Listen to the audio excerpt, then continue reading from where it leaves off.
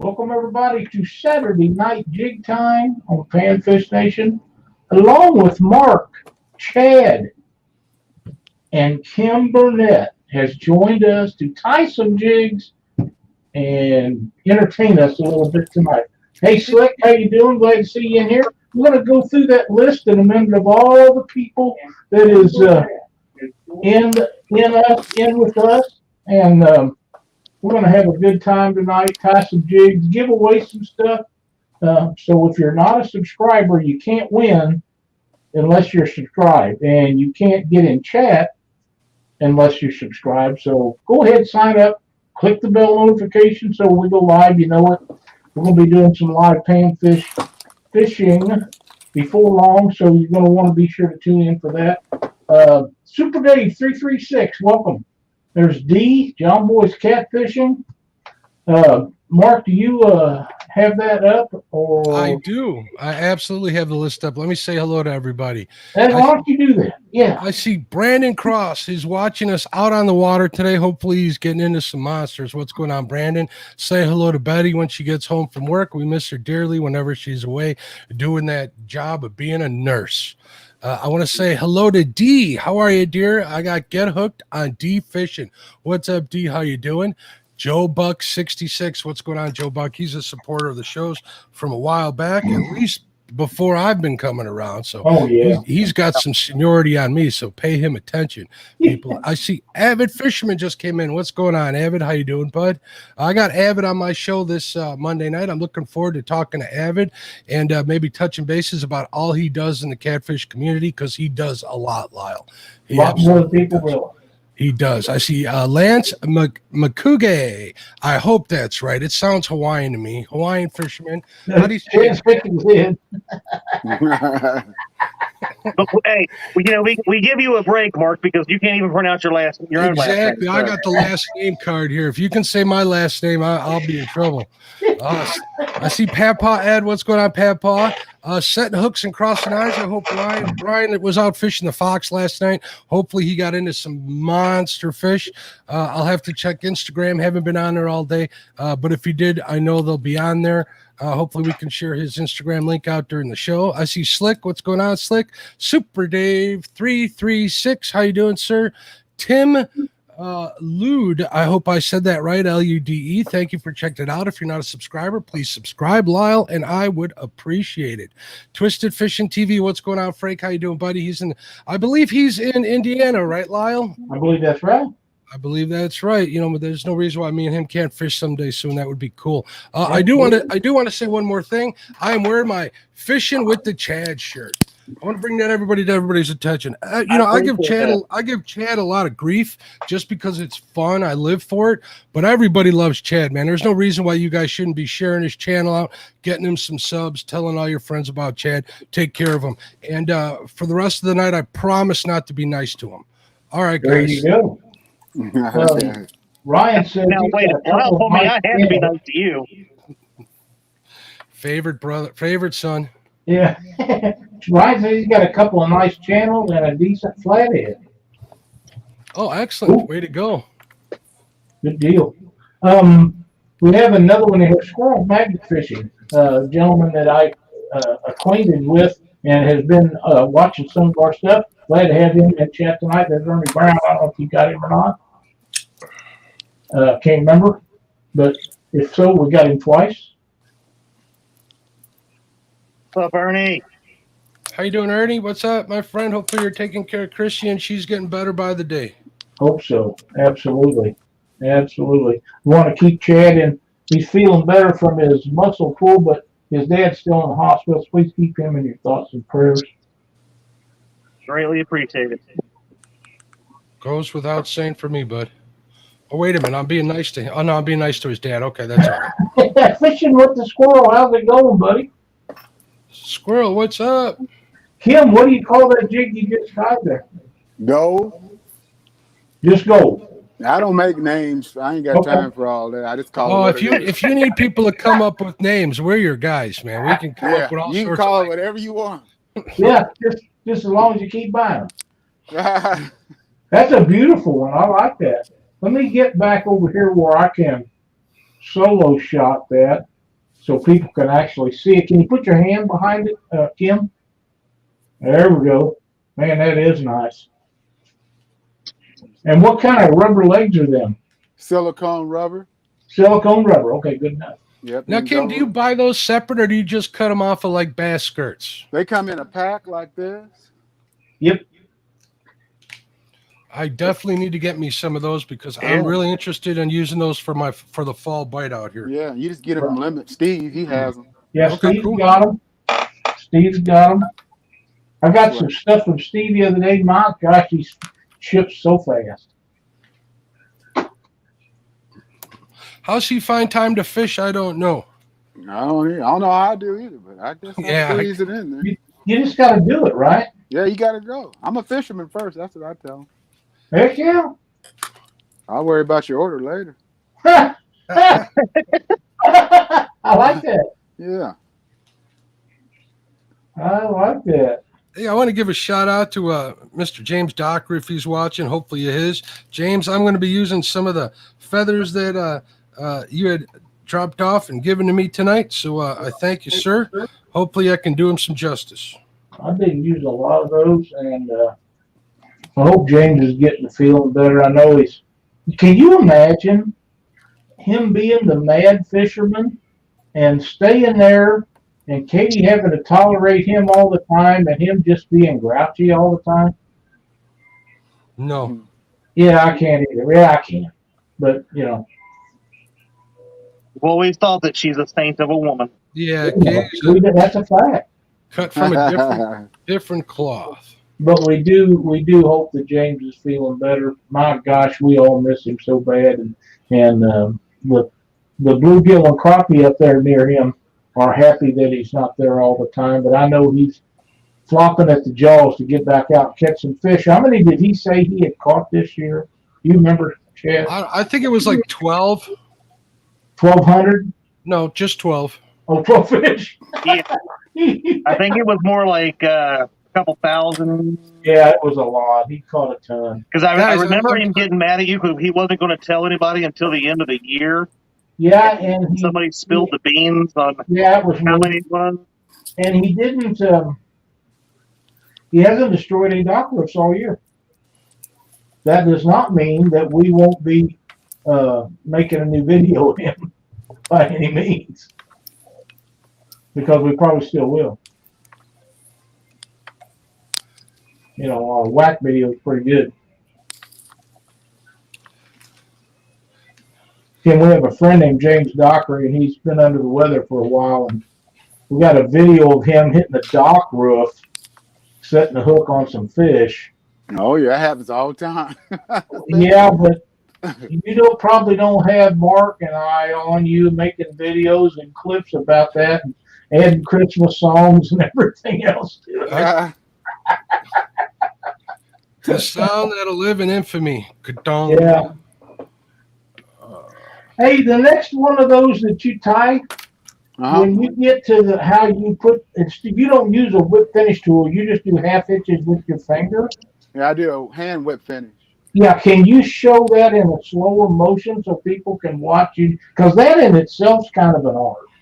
Yeah. Lyle, you stole my thunder because that was the first question I was going to ask him. It just speeds up your time so you don't have to be fishing around for no tools. Right, I understand that. It's all about that because you make so many. Yeah, so everything I do is for speed. Yep. TX Tiger, glad to have you in there. And there's Tall Betty. She said I'm late to the party. Sorry, but hey, and it's all fine. Mike Irvin, welcome. David Martin, how you doing? Oh, hey, David, it's addictive habit. You'll love it if you learn how to make these jigs. You got to buy all the stuff, and then you never have what you need, so you're always buying more. But it is fun, and it gives you something to do when instead of sitting around the house when it's raining or whatever it is that you don't want to be out. It don't take the place of fishing, but it's a close second. Sure is. Hey, Kim, I got a quick question for you. I purchased some of this UV Molted Galaxy Mop Chanel. Do you have any better luck with the UV stuff? No. Okay, just It's check. all about color. They don't care about the UV. I got some too. What colors you got? I got the white. What is it? FL white. So like the speckled white. I got the purple and the what? I get the purple and the chartreuse and orange.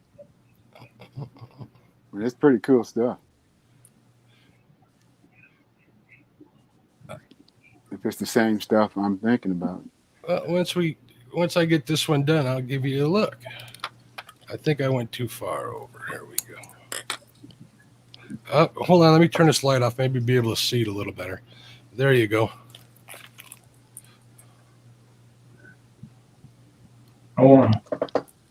Kim gets ready to do that whip finish. I want to get back over there here in a minute. Yeah, why don't you go ahead and do that? I'll hold on to this one until we got a chance. Okay.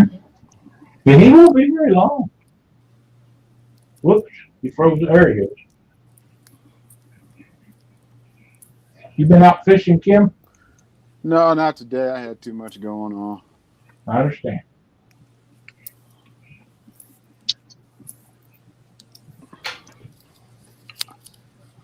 I'm mentally fishing all the time, though.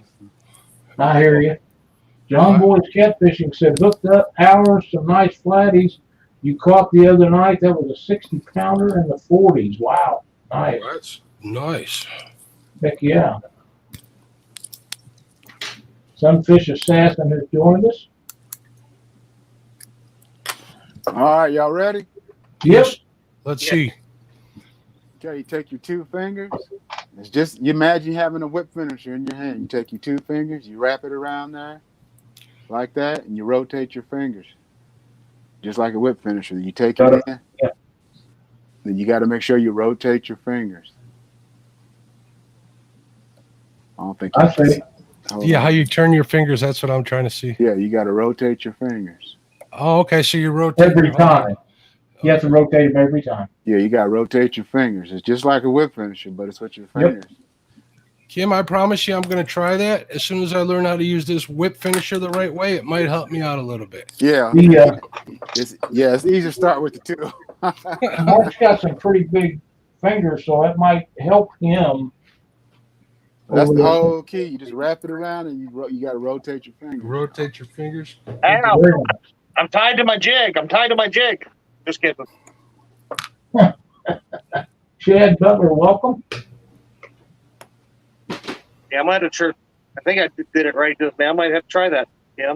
I wondered, I had watched you on Facebook do it, and I was like, oh my God, I would tie myself to my jig doing it how fast you do it. Yeah. Amazing.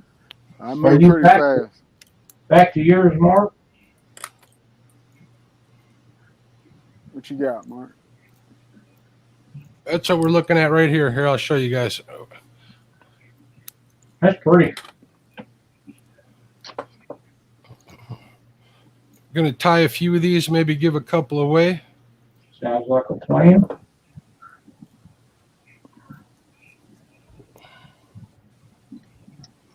You ever worked with rubber before?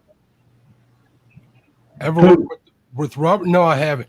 Yeah, I've got a stack of it here. I've been trying some new things, working on a cricket design. Yeah, you got to get used to, because rubber's kind of difficult sometimes to work. It rolls around on you. Yeah, you got to learn how to get it in there. That's right. But once you do, it's just like that whip finish tool. Yeah. Because I can show you how to furl it and everything. You can make stinger tails. You can make a double tail. You can make a three tail like the Joker jigs. Yep. The plastics. That'd be awesome. Yeah, I'll show y'all some different techniques tonight. That sounds cool. Because rubber is very versatile. Yes, it is. And there's a lot of movement with it. Yeah, it does. The reason I did, because it reminds me of those squid bodies we grew up fishing with. Uh-huh. And that's basically what it is. The tube jigs? Yeah. When that's all there was. Yep. Before all the plastics came along.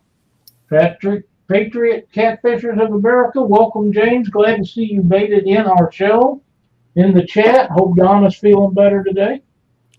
Pawpaw Ed, Larry King.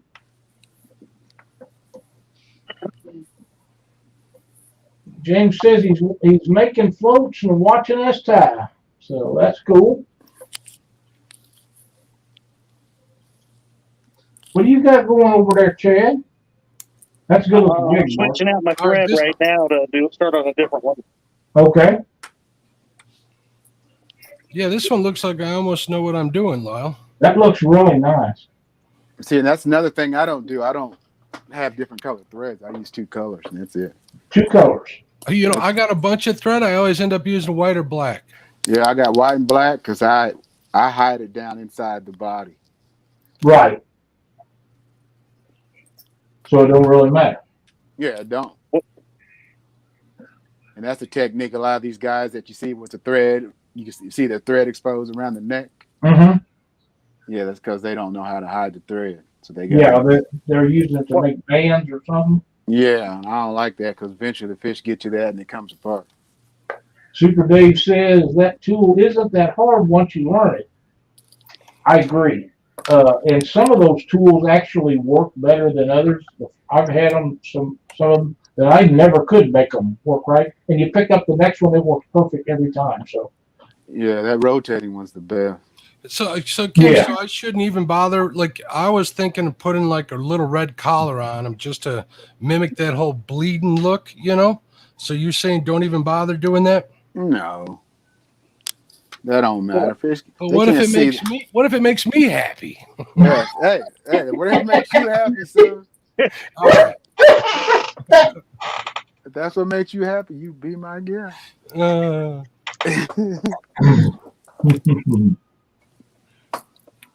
Larry, we're glad to have you in chat tonight. Welcome.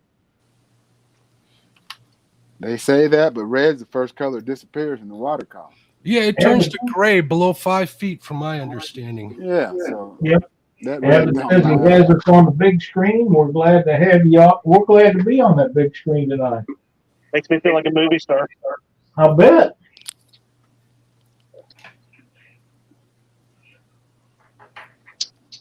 If you guys like this kind of content, please share it out so your friends can watch it with you or with us. And like and subscribe and check out Kim's site. It's in the description. And go over there and give him a like on his Facebook page. I know he'd appreciate it. Kim goes live several times a week while he's tying jigs, so it's very educational and worthwhile person to be subscribed to. Now, Kim, let me ask you about the bedding of the thread. How much do you need to put on there? Does it matter or not? The what? The bedding. You know, the first layer of thread, like right where I'm at here, I just starting it out. Yeah, I just throw down a little thread base from the beginning. But as long as you keep your wraps tight and even, there's no gaps. And I can show you how to do that too without any gaps in it. So there's no need to like have any volume to it, just enough to grip, right? Yeah, just enough to grip. You don't have to go back and forth 3 or 4 times. I just do 1 time down.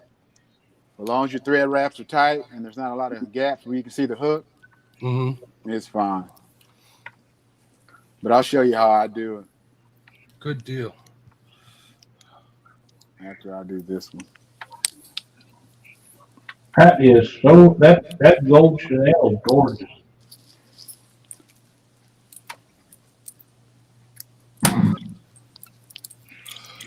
You know, I like gold anything. Yeah, me too, especially my pocket.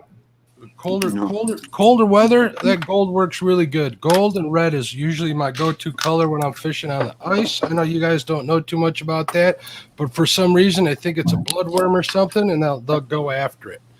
What would make you think that none of us know anything about ice fishing? I think I'm the only northerner on the screen here. Okay. So when you put it on, you take that tag in, you just hold it and you wrap it a few times. Then you pull it this way and you wrap against it. Then it makes it even that way because you're pulling it back.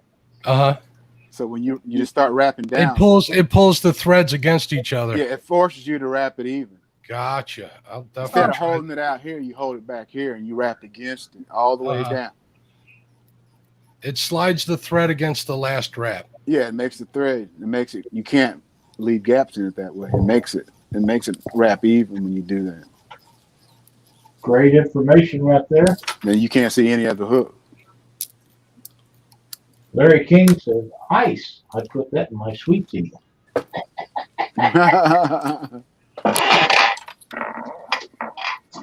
I can relate to that. Did I give you guys any more volume on my audio?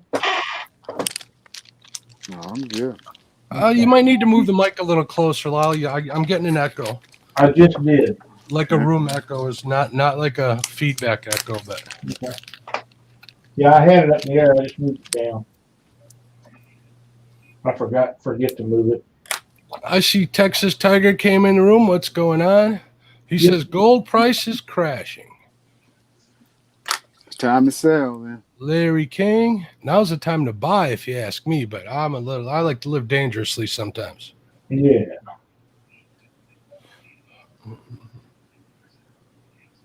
Is this just like fly time? It's pretty close. Yeah, it's a form of fly tying. It is. Kim tie. You kind of tie a lot of flies too, don't you? Oh yeah. I've been tying flies for 18 years. Yeah, that's awesome. SK's Crappie Catching Adventures. Welcome to the chat, buddy. Glad to see you in there. Yes, he is. So you had mentioned, Kim, you've been doing this for 18 years. I know 18 years ago. It does, doesn't it? What's that? 18 years ago, the internet wasn't as prevalent as it is today. It actually was there, but it wasn't as big a resource. How did you find information on how to do what you do? I just got connected with some good people that were already fly tires, and I learned a lot from them. I already knew the basics from tying jigs because I've been tying jigs for 30 years. So when I got into flies, my wife worked at Bass Pro here when it opened, and I met a group of fly tires there. Oh. And they tied there on every Thursday night. So I went back home and got my stuff and sat down with them, and we tied together for 15 years there. That's way cool. And they taught me everything. Kind of like we're doing here, only we're doing it across three different states.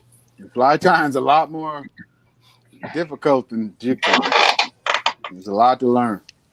I'm not going to kid you. I'm pretty intimidated when I watch some videos and of people doing it online, including yourself. But I keep telling myself I'll get there. Just keep trying. Yeah, it's just a lot to learn. So many different materials, so many different hook sizes. I mean, it's a lot. You have to learn etymology because you got to know the bugs. That's a lot of it right there. And people don't realize that. You're trying to imitate a bug. Right. So you have to know the stages of them, the nymph stage, the larvae, when they rise, when they emerge. Right. That's right. I do have a thing here. I'll take this over to Chad. We have a Abbott. I wasn't picking an end or something there. Yeah, Abbott has asked Chucky if his ditch pickle boat is how his ditch pickle boat is doing. What? Abbott says, ask Chucky how his ditch pickle boat is doing. It is. Are you bass fishing out of your tracker now? I have never bass fished out of my tractor. I don't get it then. It's a catfish boat, right? It is a crappie and catfishing type of boat. I have caught ditch picklers on, obviously catching bluegill and crappie. He might have you confused with your other brother, Josh. Yes, the weekend ditch pickler, which I'm pretty sure he catches them more than just on the weekend. Yeah, I think he might. We had a great show with Josh the other day. It was a lot of fun. Very nice, sir. Very nice. I like that. Yeah. I do too. That's very good. Oh wait, here's what I was working on before that one. Yeah, I like that. That shine that you have in there just works with that jig color. Yeah. I have to admit, Chad, those eyes match yours. Beautiful. Yeah. You say I've got beautiful eyes. You have beautiful eyes, sir. Thank you. I thought they were a little cross-eyed, but that Oh man, you guys are a hoot. we do it out of love. I'm going to try to do some of these later. I've never done these actual fancy ones before. Ooh, look at those. Oh yeah, I'm tired on those. I'm still new to this, Kim. As much as Lyle and him like to say that I set and tie jigs from the time I wake up till the time I sleep, it's not true. You do. So I'm still learning and buying new goodies to try out. So I'm getting the hang of it a little bit. Jigs has joined chat. Welcome, sir. Yeah, you don't want to see my mess over here. We're glad to have you in chat. Message me sometime. We'll talk jigs and Panfish Nation. Evan says Alyssa needs to show Chad how to tie jigs. Kim, Chad has a daughter. How old is Alyssa? He is 12 years old now. The other night she was sitting in there with him and she wanted to tie jigs, and we had a little conference, and little to be told, the girl can tie beautiful jigs. 12 years old. She has a good vision of what will look good together. Hey, you know what? That's some quality time you can spend with her that you will never, nobody can ever take that away from you. Well, you know, he already loves that I overtake her work desk. I'll bet she does. She is so excited at the thought of Alyssa and I both taking over this desk. Yeah. Papa Ed says, add one feather to most jigs and you got a woolly bugger.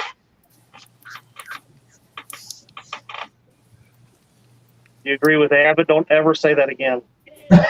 You'll be grounded.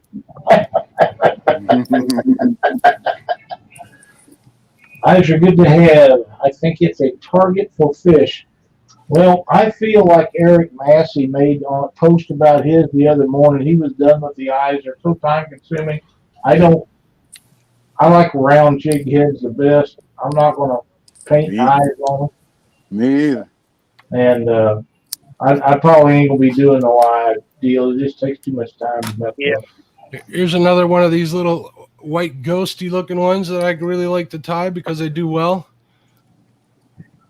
Now, this is something that you fish with a lot, right, Mark? I do. It works great for the crappie in my area. It's it matches the shad. Marabou? Marabou works. Anything's worked pretty good. Even the whatchamacallit, the deer tail. What is it called? The deer bucktail. Bucktail. Even the bucktail works good as long as there's a little bit of movement to this. I'm going to see how this works because this is a little more fluid than anything. But like anything, once you get it wet. Also, I noticed that I got a little too much body at the base of that tail. Mm-hmm. So we'll see how that acts. I can always thin it up while I'm on the water.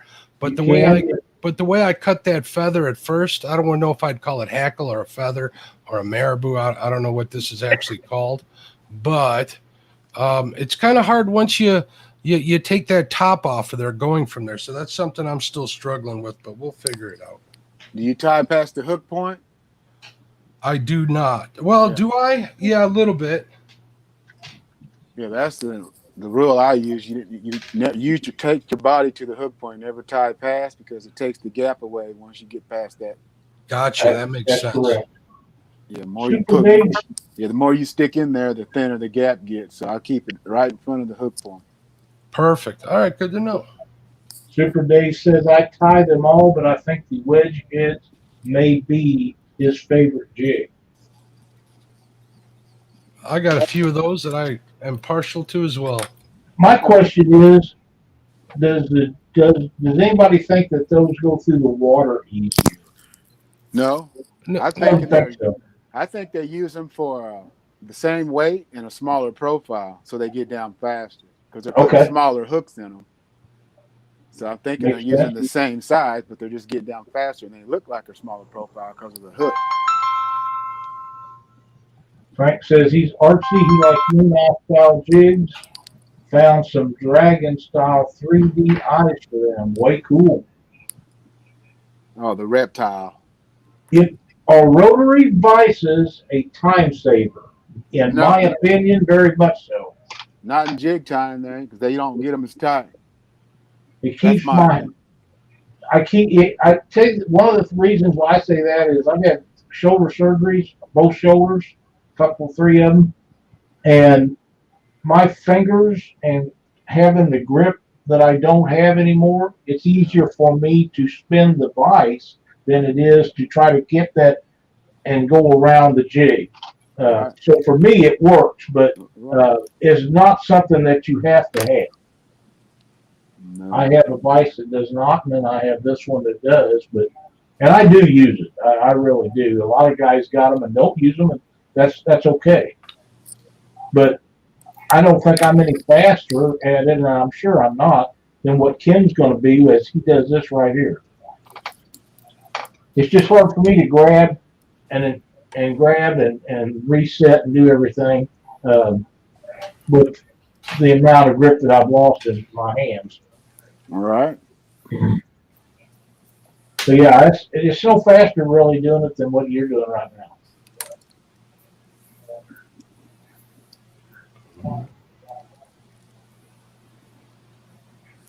I just like it because I can keep my bodies a whole lot tighter.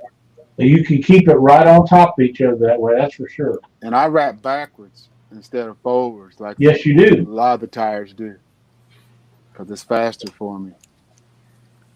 So I do a lot of things different than most tires. Hey, whatever works for you, man. That's the way you got to do it.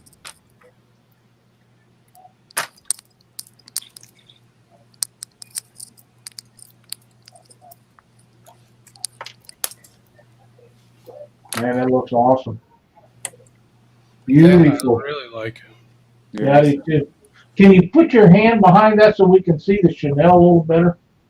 All silver. That's pretty. That's beautiful.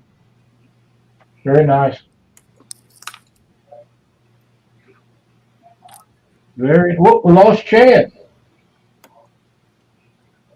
Yeah, I'm known to drop out too, so you might lose me in a little Yeah, I've seen you do that on the SKs. bit. I made an hour and 15 minutes the other day. Steve dropped out the other night. It was a record. But it's all good. It's all good. Taking a note what Kim told me. We're going to make sure we don't go past the. Yeah, keep everything in front of that hook point. That way you prevent them short strikes. Because, like I said, it makes the gap smaller. And I know all about crowding those short strikes. That's for sure. Now I know absolutely why. Is that anything like a dockery move? Short? No comments since the man's not here. That's all right. Do you think I'm going to cut him some slack? Not going to happen. Welcome, Hammer Time. How you doing, bud? Absolutely. Oh, that's Jared. Yep. He says, Kim Burnett. Uh-huh. We're glad to have you on the show watching with us and be in chat. Thank you so much. Tell him sit back and learn something, son. I'll let you do that. I think he just did. See, I went past out of habit. I went past that hook tip. We'll go back. Yeah, there you go. Man, that's great advice. It really is. Yeah. Super Dave says both the silver and the gold are nice. I agree. They're beautiful. And the key is, too, you got to lay those wraps side by side and kind of overlap halfway on each wrap, not the whole wrap. That I've been doing, but that's not because I knew to do it. It's because of my OCD from tying snells all the time. That's what I was going to ask next is do you try to overlap them? And because I do. Yeah, I kind of half overlap them, not the whole wrap. When I right. wrap it, I kind of wrap on half of it.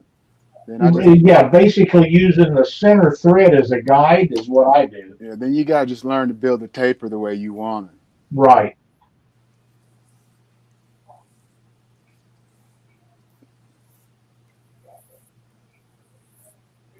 I'm trying to go slow so people can see. It's hard. I'm not used to. Yeah, you're a speed demon. I'm not used to trying slow. I love watching your lives throughout the week when you're on Facebook. That's the only place you do them, right? I do Instagram too. I just pop up on there. Yeah, I don't do Instagram, so I catch you on Facebook. Some of that stuff is I'm just too old to figure out, and I don't want to. But yeah, that's the Facebook stuff that you do is amazing.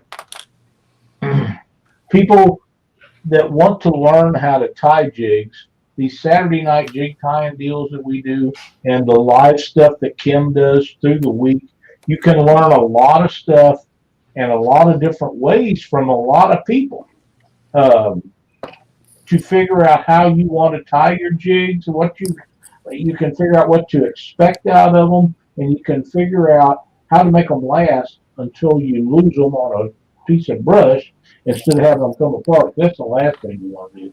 Yeah, that's the only way you're gonna lose mine is on a brush or a tree because they don't. That's right.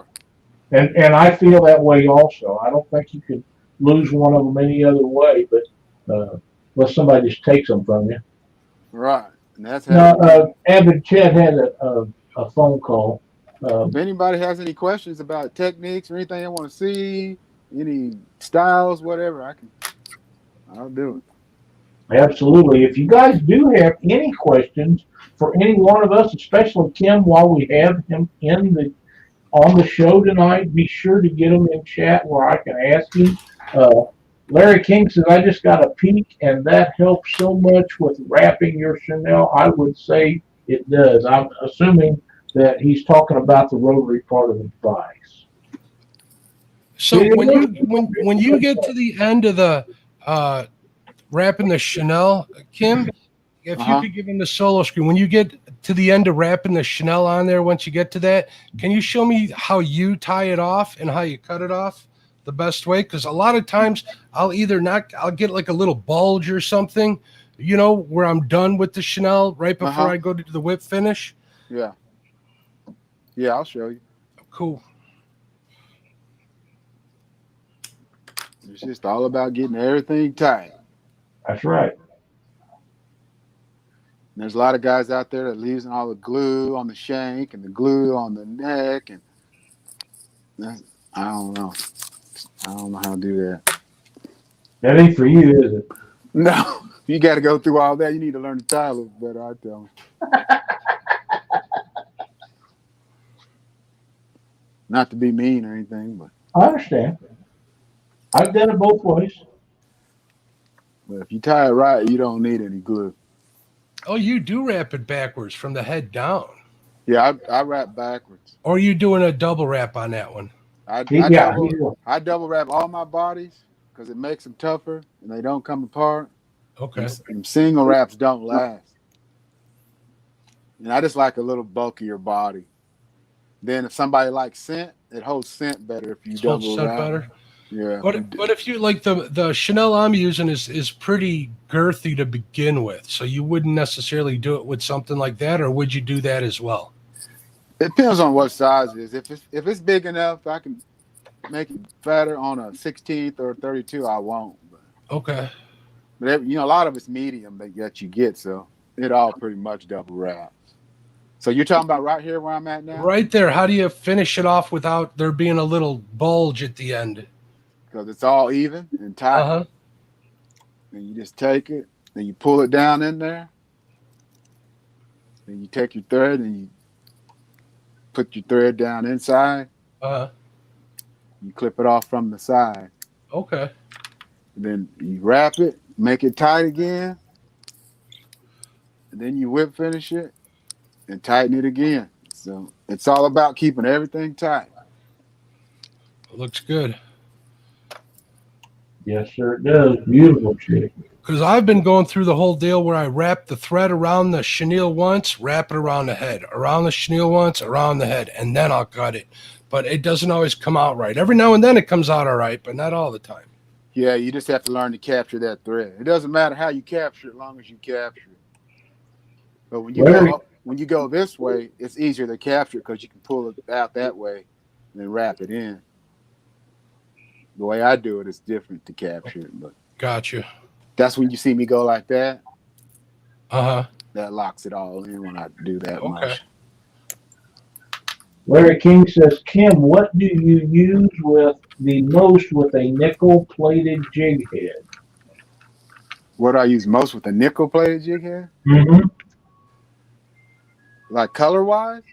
I would assume. I mean, you just got to kind of match the color, like grays or black or Chartreuse and black would be good. chartreuse, anything like that. Minnow patterns, anything minnow color. Another good choice, yeah. Yeah, I mean it's nickel, so it has to be something a little, some more natural looking. Yep, shiny. Yeah. Okay. All right, so this one I did like Kim said, and I made sure to stop where at the hook, just above the hook point actually. So, but it looks a little chubby to me. I'm gonna call this one the chubby, but it's leaving the hook point there, I guess.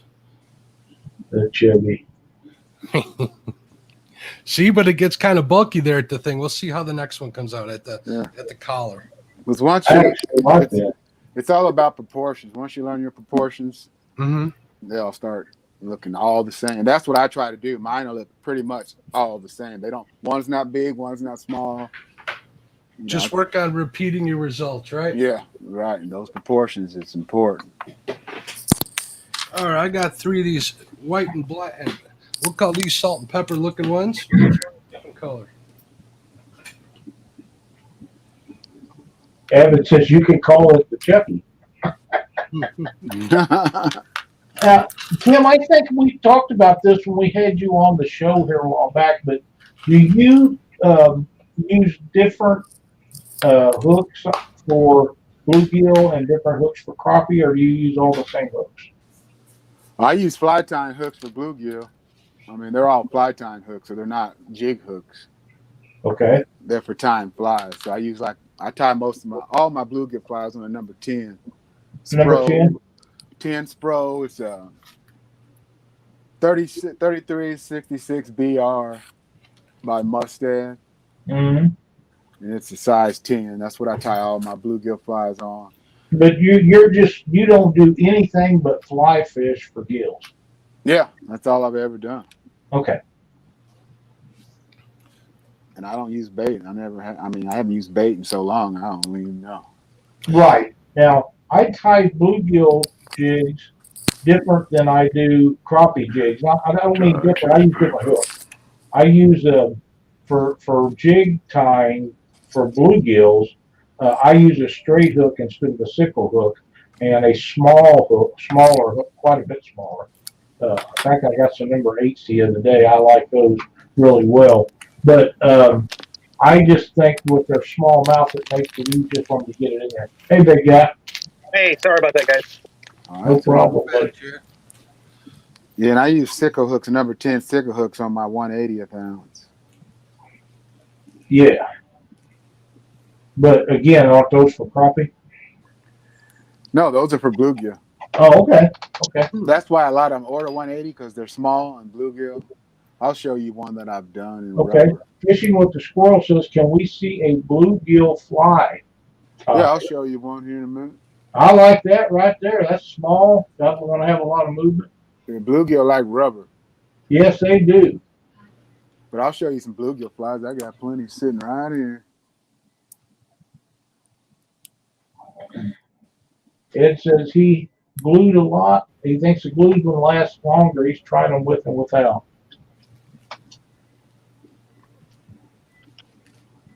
Now, what kind of bug's that imitating? That's a gill buster in black. It don't imitate anything. It just looks buggy. It just looks buggy. That's all they want. They can't decipher, oh, that's a fly or they don't know. They just think it's a bug. Now, are these, how far under the water do a lot of your jet flies go? They'll sink as far as you let them sink. As far as you let them go, okay. As far as your leader will go down. Do you ever use an indicator? No, sometimes. It just depends. Most time I don't. I like that. Very nice. So what kind of tail is that? Chartreuse, black, and yeah, that's a damsel.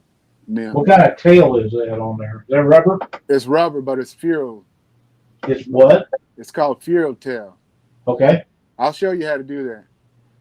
But Okay. that's one. I'm gonna show you this is my dream weaver, my woven jig, but woven fly. Oh yeah. That's very nice. That's a woven fly tie. Man, that green is sharp. I'd wear a It suit. is. I'd wear a suit in that. Let me color, Kim. let me give him a solo layout again.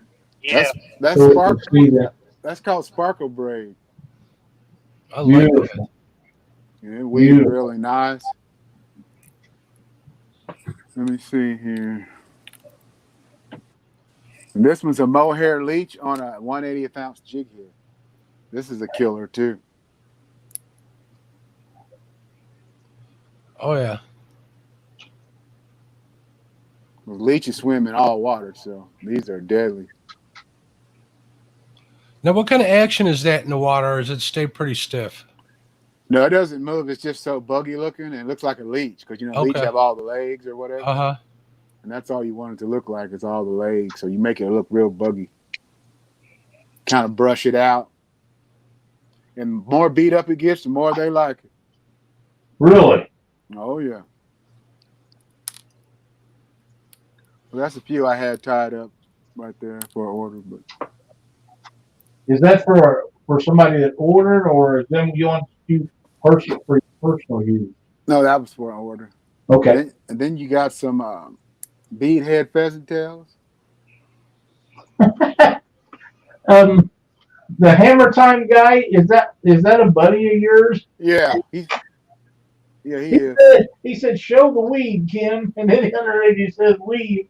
I didn't know if he's gouging at you or just mistyped it.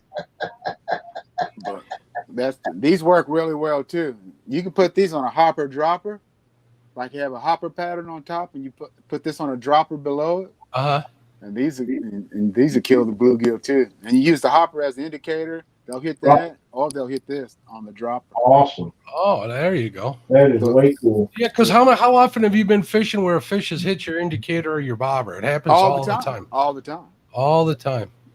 Then you put it on something like that. Ooh. Oh yeah. That rides high in the water. Sure. And they kill Yeah, this yeah. fly here. Now, Put does a Steve drop- have that rubber Yeah, he has. at home? I mean, You can buy this at Hobby Lobby in sheets for like 99 cents. oh, okay. It's just foam, 2 mil foam. It's hard to find around here, but I haven't been to Hobby Lobby. Creole catfishing, welcome. Glad to have you in here. Polar Bear, the Chad is in there too. What's going on, Polar Bear? How you doing, Creole brother? Absolutely. But then when we want to catch say you get into some big bluegill or where some big bass are, we Holy moly. throw these big hopper patterns. Huh. Them are big ones. Yeah, I've got bluegill. That looks on. like something out of a sci-fi movie. That's what I'm thinking. I'm like, I've already seen Chad licking his lips. He'll be figuring them out. yeah. So how long do you think, Kim, before somebody should attempt tying stuff like that? Should they, spend a couple of months tying crappie jigs and then work your way up to something like that? Well, as long as you know the basics of getting the thread and stuff on the hook, that's basically all you need to learn. Yeah. And you just have to watch some YouTube videos or somebody has to teach you. I mean, I was watching some gentleman on YouTube a couple of weeks ago, and he was taking it as far as keeping your loops really small when you're wrapping your jig just to keep them from being oval. I mean, them guys really get pretty technical, don't they? yeah, some of them try to, yeah. Fish do you- don't care. That's just a tire, Yeah. Fish ain't coming up and looking at, oh, he missed a rat. I don't think so. Good, because that's what I was thinking when I was watching it, Kim. I'm glad you and I see eye to Yeah. eye on that. That's just a preference for the tire. But when I used to do fly tying competitions, it's really that technical, though. They I judge you on, imagine that's when they're looking for technique and stuff. they judge you on thread raft. They judge you on true to pattern, your proportions, everything. So tell us a little bit about that. How'd you do in that? How did you enjoy it? Was there a lot of pressure? Yeah, it's a lot of pressure because you got 30 minutes to tie a fly. And you mess up, 30 minutes not a long time when you're under pressure like that. And it has to be perfect because you're getting judged. So you ain't got time to go back and try to fix something.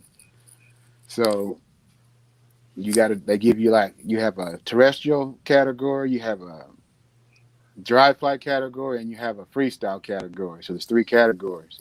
Mm-hmm. And then they give you 30 minutes to tie each fly. And then you turn them in and they judge them. And I won 6. I won 3 first places, 2 second places, and a couple third places. That's fantastic. Just so the people know in chat, you guys are having a treat tonight. If you haven't heard of Kim, you definitely have now, and we're honored to have him here. Now, Kim, do you do any more of that competition time? There's some of the trophies. Heck yeah. Oh, look at that. Do you still do that? No, they haven't done them in a while. And I won a few iron tying contests too, which is fun. A few what? Iron tire. You ever seen Chopped? No. You know that show Chopped on the Food Network? Uh-huh. No, I haven't seen it. It's like that. So also like an iron chef type deal, but with fly tying. Yeah, so they'll give you a bag and you dump that bag on the table, and whatever's in that bag, you have to make a fly out of, and you got 10 minutes. Oh, wow. And that's what you got to do. Actually, I got the fly that I won. I call it a Jiffy Pop. I'll show it to you. All right. Yeah, that would be tough because I have everything planned out whenever I start. Because they gave me a piece of popcorn, paint bristles, and a hackle. Oh, wow. And it's ugly as heck, but I won. This is what I called it, the Jiffy Pop. Oh, that's actually pretty nice. It is. So I took the popcorn, I rounded it off, and I fed it up on the hook. Then I tied in the paint bristles, then I tied in that hackle. Then I found some scrap material on the table and put the wings on there. It's ugly, but that's where I came. Nobody came up with nothing better looking than that, I guess. And I think it looks all right. It looks like it would work. It probably. Have you caught a fish with it? I guess is the question. No, I just kept it. This I would have too. It's like 8 years old. This thing's 8 years old with that popcorn. That's awesome. But I won that too. Hey, Lyle, can I show Kim something? I got a question. If he uses something like this, is there a way to save it, or is this pretty done? Look how this feather's bent like this. I use them like that all the time. You can use it as a hackle collar. Yep. Okay. It'll still wrap as a hackle collar. All right, you can give Kim back. I just had it in my hand, so I got plenty more that we're gonna use this. I was with Betty last week, and we did pretty good using orange and red. So I'm gonna try doing an orange one tonight. Or you can find 2 hackles like that curve like that, and put them together and make sure they curve away from each other and tie them in. All right. Yeah. I'll have to look to see if I even got another one because I don't have too much orange, so I was trying to use what I had. Yeah, because sometimes those packs get bent and the feathers are turned like that. Uh-huh. So I used to take 2 of them, turn them back to back where they're bent away from each other like that. Okay. Yep. And then when they get in the water, they move good. Yeah, they're like going back and forth like this. Got like all sorts of different material. This is closer to a marabou than that feather was. Yeah. Creo. In an old wheelbarrow pit they think it's loaded with panfish. Jeremy, get in there and get them. Mm-hmm. I'm going to step away for a second, guys. I got to let the little Miss Coco out, so I will be right back. Yes, we'll be here. Yeah, we will be.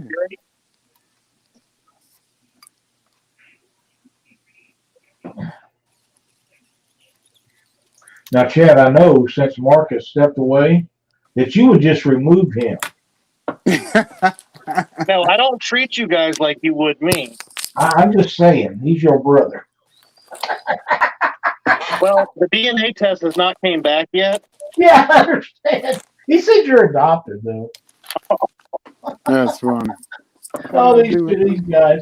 The only time it's better, Kim, is if Dockery's in here. No, really? Trying to find. He's not feeling good, but he's probably more full of it than them two put together. Well, at least as full. What did I do with that material? So, Kim, I got questions, sir. Yes. So you were talking earlier about the whole like using like when I said I was switching out my thread color and stuff. Uh-huh. So what's the best way to help hide, like especially when say around the neck and stuff when I'm doing my finish and stuff to keep it minimal? How maybe am I doing too many twists? No, what you want to do when you get to the neck, you want to take an extra wrap, pull it down, take another one, pull it down, build up that neck. Then it looks big, but once you grab that thread and sink it in there, it'll bring it all in. Okay. And make it look even. If I find my material here I'm looking for, I'll show you. I don't know what I did with it. I'm pretty sure, Kim, you probably got a heck of a supply of stuff on hand all the time, don't you? You don't even want to know.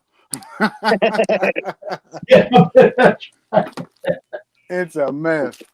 I know. I was wondering if there was a way that you figure out to keep everything straight. And look at it. This is just one bag, and I got like 4 of these around here. Oh my! Let me see. Yeah. Wow. And I thought I had a ton. This ain't even half of it. Oh wow! And that ain't including the skeins and stuff I have. Yep. Do you buy a lot of Chanel by the skein? Yeah, the stuff that I use a lot, I buy a skein of it. I think that's a smart move on stuff that you use a lot of. I really do. Because it comes in 72 yards with the skein. So. That's right. And that'll last a long time. I mean, it's like about $30, but it's really worth it. You buy a pack of 5 yards for $3 or something. Yeah, I just burned through that. Yeah, so a skein is really cost effective. I believe you're right. But I wish I could find my purple here. SK says, hey, Chad. Oh, the Chad. The Chad. Holy crap, you guys are going to have to get that straightened out and confuse the hell out of me. Can't believe this. I'm starting to call him Little Chad now. Is he small? Well, pretty much everybody's smaller than me. Is he small? Is he Dockery small? No, there ain't nobody that. He's like Dockery's like baby doll small.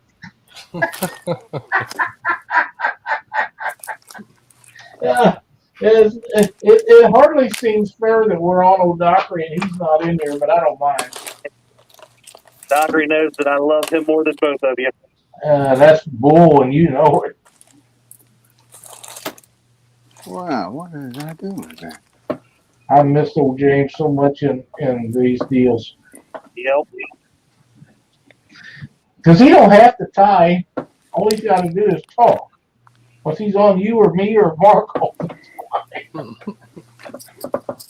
Oh, man. Kim, we don't do these Saturday night jig tying deals every week. Right. But we do them fairly often. And we would love to have you do some more of them with us if you wouldn't mind. Yeah, anytime. That's okay, all I do anyway. Yeah, you're going to be tying regardless, aren't you? Yeah, that's all I do. So, yeah, we'll get you to come in some more. And when James gets better, I'm sure he'll really enjoy that. Don't you think, fellas? Oh, here it is. About time. I thought I lost it.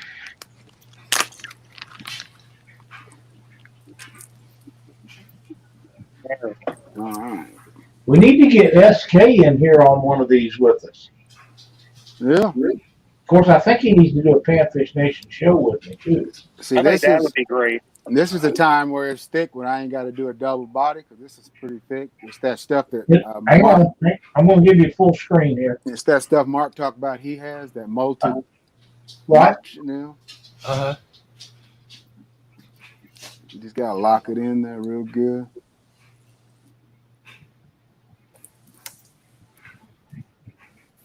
Get that first wrap in there. Is that a large? Yeah, this is pretty big.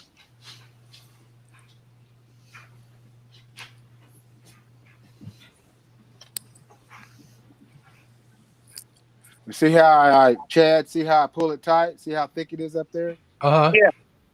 Okay, I got it. Looks like it's good, but you can throw one more in there. And when you do that, it brings it all back in. It makes it look Just by doing that little twist and turn. Yeah, and it locks it in there. That makes it where you can hide that thread. And you just pull it tight. Would you look at that? Beautiful jig. Now, these cameras lie to us somewhat. Is that blue or purple? Purple. That looks Yeah, like Mardi Gras to me right there. It's gorgeous, man. Justin's Fishing Fetish. Glad you stopped in to join us. Kim's locked up now. I've got a question for him. That's fine, SK. Anytime that you want to do it, you just let me know. We will make it happen. I know that you've got a couple new projects you're working on, and glad that that's working out for you. But we'll have fun visiting with you.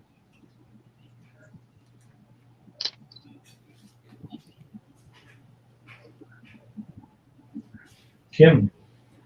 Yeah, that's what I thought. Let me add you back to the screen. We got to eliminate the old Kim. There we go. We got it. We have a question for you in chat, Kim. What's that? Where'd it go? Midwest Custom Jigs. Kim, can you talk about dry flies versus wet flies, materials and techniques, etc.? Wet flies are subsurface. So anything you want to catch that's under the water, you use a wet fly. And those are streamers and, nymphs. All the flies that I showed you are all wet flies. Anything that's subsurface is a wet fly. And dry flies is anything that you floats on top of the water. And they're light. So you use like dry fly hackle, foam, like I just showed you. But I don't have any dry flies here, but that's what makes it float is the hackle on there and the light wire hooks.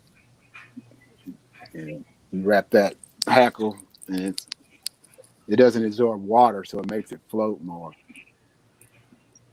And that's the difference between the two. Okay. Very good explanation.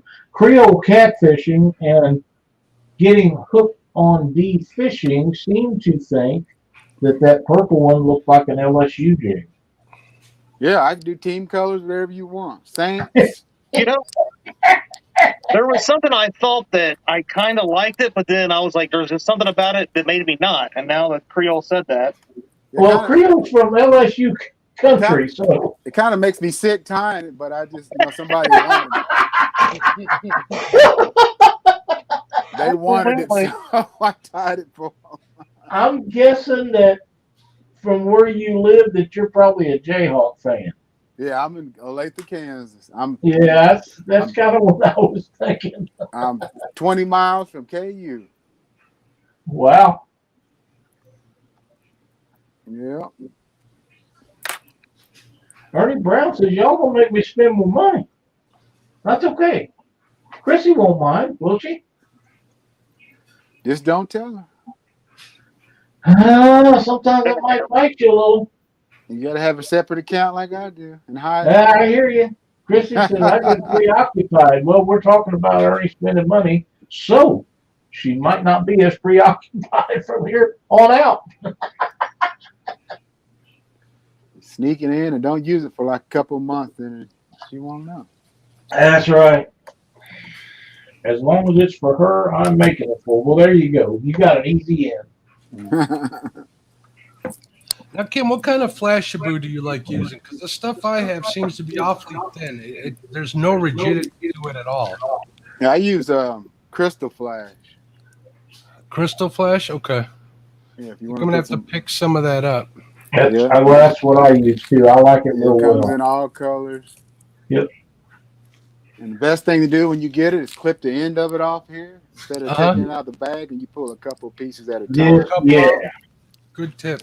Yeah, so don't pull it out of the bag because then it'll get all messed Yeah, up. I made goes everywhere. that mistake. So you take a tip of your scissors and like take a couple pieces out, and then you pull it out. Okay. Yep.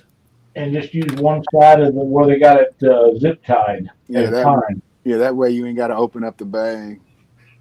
Because once it gets messed up, it's messed up. Uncle Jeep, welcome to chat, buddy. Maurice Kaysen, thank you for joining us. It's always an honor to have you in here.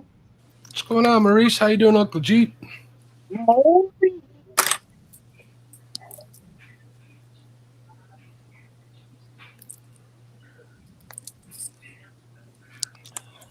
Let me ask you this, Kim. You ever tie a jig that you just don't like the way it looks? Do you finish it or do you start over? Once I know I messed up, I go back. I don't even finish it. I go go back? back. Yeah, I'll unwrap and go back. Unless I'm tying for myself, it don't matter. But I'm kind of picky.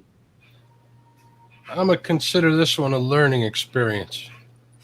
But like I said, fish don't care. Papa Ed says there's a feather they harvest from a duck's ass that they use on dry flies too. Can't remember what it's called. Mallard flank. This right here. Huh. That I looks got like every- mallard. I got every feather known to man on here. Believe me. When you're a tie flyer, everything is a possible material. Roadkill, anything. Yeah, I bet that's right. Oh, yeah.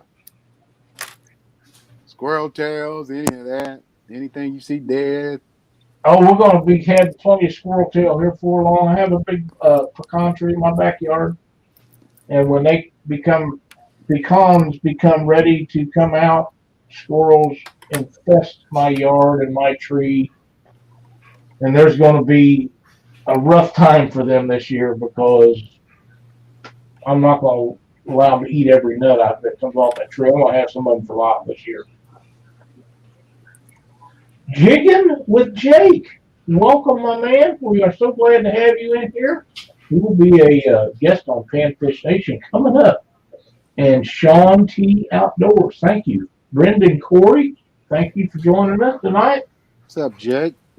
What's going on, Jake? How you doing, bud? I just sent him some flies. Did you now? Good deal. Yeah, he's going to do a video. Cool.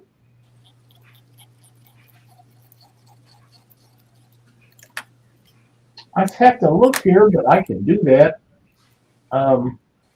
I think Jake is going to be on. Let's see.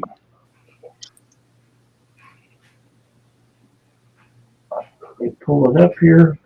Yep, he will be on next week, the 12th. Nice. So that'll be a fun show. We always enjoy having Jake on. We've had him on Catfish Weekly a number of times. We'll have a fun time with him Thursday night. Hammer Time says, I've known Kim for a while, and now I'm learning all of his tricks. Thanks, Catfish Nation. If you learn them all, you've done something, buddy. So he's a slow learner. He'll never get it all.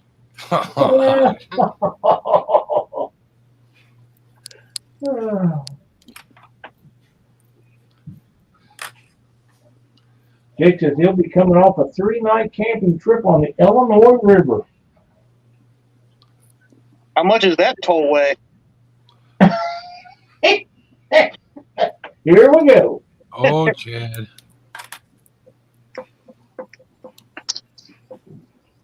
Let me know when it's show. I'll do a woven jig before it's all said and done. Let everybody see how it's done. Oh, you're going to do one of those tonight? Yeah, when we get ready to wind down, I'll do Okay. that at All the right. end for the finale. We can go for a while, so whenever you guys want to wind down, just let me know. The jig that I showed at the beginning of the show, the white jig head with the white body and white tail, that has pink. Let me change this around because I'm having fun doing what I'm doing tonight. I want to switch cameras. And I'll show this. This is I'll get some to where we'll do. That's the jig I'm going to be giving away tonight. I'm going to be giving some of those away to one lucky person. And of course, I always throw in some extras. I don't know why the camera won't adjust. Let me try to move it back a little bit. It's actually better looking than it's showing there. That help? Can you see that better? Yeah, that looks good. But it has some pink, has pink stuff in it back here, and Yeah. instead of just all white. I really like that jig. It's been very successful. So that's what I will be giving away later to one of our lucky viewers tonight. Lyle, Sir, I finished this orange one. let's see what she looks like. I don't like the tail on it, so the next one we're going to improve on it. But it does have that wedge head, which is why I wanted to show that we talked Okay. about earlier. Okay. I figured I'd use one since we were talking about it. Yep. And orange was a good color when we were out there fishing with Betty. So That's my favorite color. That's your favorite color. Oh yeah. Looks like I'll have to try some more orange. Hey, it's overlooked. Believe me. I think you're right. You know, I watch SK stuff a lot, and I'm a fan of Bluegill. I think he's a very funny guy. I also think that he has a very good outlook on colors for stuff that he uses to fish with. Yeah, he's a lot about color, and that's what he likes. He's a color guy. Yeah, he is, and he was talking one day about school bus colors, and him and Steve was laughing at and carried on. I may have been before you joined them on there, but they had a great conversation about that, and Steve was actually going to make some ones up for a different color, and I don't remember what the color was, and send them to him because that's something he thought would work. And one of the colors was orange, and I thought then these guys are on to something. They wouldn't be talking about that if it didn't work. Oh yeah, I love orange. Fishing with the Squirrel says mine too, orange and purple. And another thing, if you're only doing a single wrap with a bigger chenille, you want to expose some of that thread. And Yeah. You tie that in. That way you don't have a big bump when you try to overlap that. You know what I'm saying? use that to anchor it in. Yeah, so you'll peel some of that chenille away. Then you anchor that thread in there. That way when you try to wrap, you ain't got a big bump back here and it gets smaller. So you just anchor that thread in right there. That way it's just a single wrap, so you're not overlapping that big piece. You just tie it in. I don't do that on small chenille though. Do you?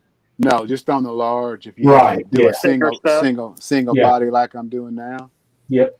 That way you're not like this. You don't have a big bump like right here and trying to go small. Beautiful, Chad. That is I'm still I was talking earlier. I was still trying to figure out that neck part, making sure that was before Mr. Kim. Yeah. Teaching me the Obi-Wan Kenobi way. Yeah, if you listen, it doesn't matter who it is. If they've been tying jigs for very long, I can always pick up something from seems like every one of them. I had a thing here. Let's see. My question, fishing with squirrel, do you mean orange and purple jigs separately or orange and purple together? Sean T. Outdoors, Kim's jigs look like real flies. They're amazing. Yes, they are. They are beautiful. Big John, how do you choose your colors? How do I choose the colors? Yes. Just by water clarity. That's how I choose colors. Okay. Stain water, everybody has their own, theory, but stain waters, I try to use a darker color. Like in the morning time, we'll start out with darker colors before the sun comes out. And once the sun gets up, we'll go to a lighter color. Mm-hmm. So we say morning dark, light bright. Yep. That makes sense to me. Sean T. Outdoors told my wife I need a starter kit for Christmas. Y'all got me wanting to get creative. That's awesome, Sean. Really is. Setting hooks and crossing eyes. Nice, Chad. Hammer Tying says, nice jig, Chad. Nice one from Polar Bear. Austin D. RVA. I'm not sure how to pronounce that, so I'm not going to. Austin D. Riva. Riva? Okay. I think it's Pink? Austin D. Riva. Austin D. Riva. Okay, welcome to chat. If not, it's all Mark's fault because I can't say his last name either. Okay.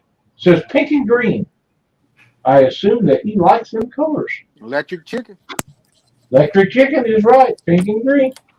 Oh, yeah. Clemson colors. Jig, orange, purple, and white. They all look good together. That's right. Reva, Richmond, VA. We're glad to have you in chat watching things with us tonight. Thank you so much for joining us. SK says, check out Super Dave 336.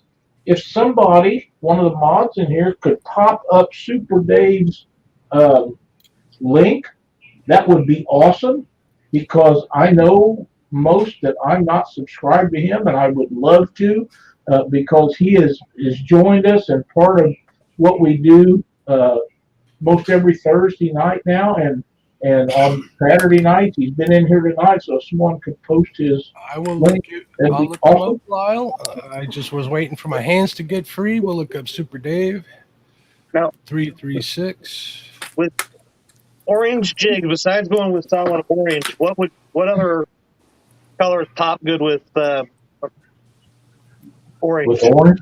I use orange all the way through. Orange all the way through, or black? If that's what you want. I don't know that I have any orange. Brendan Corey says, Kim, you are a jig tying machine. He's not even going fast tonight. No, I'm not. I'm trying to slow down for him.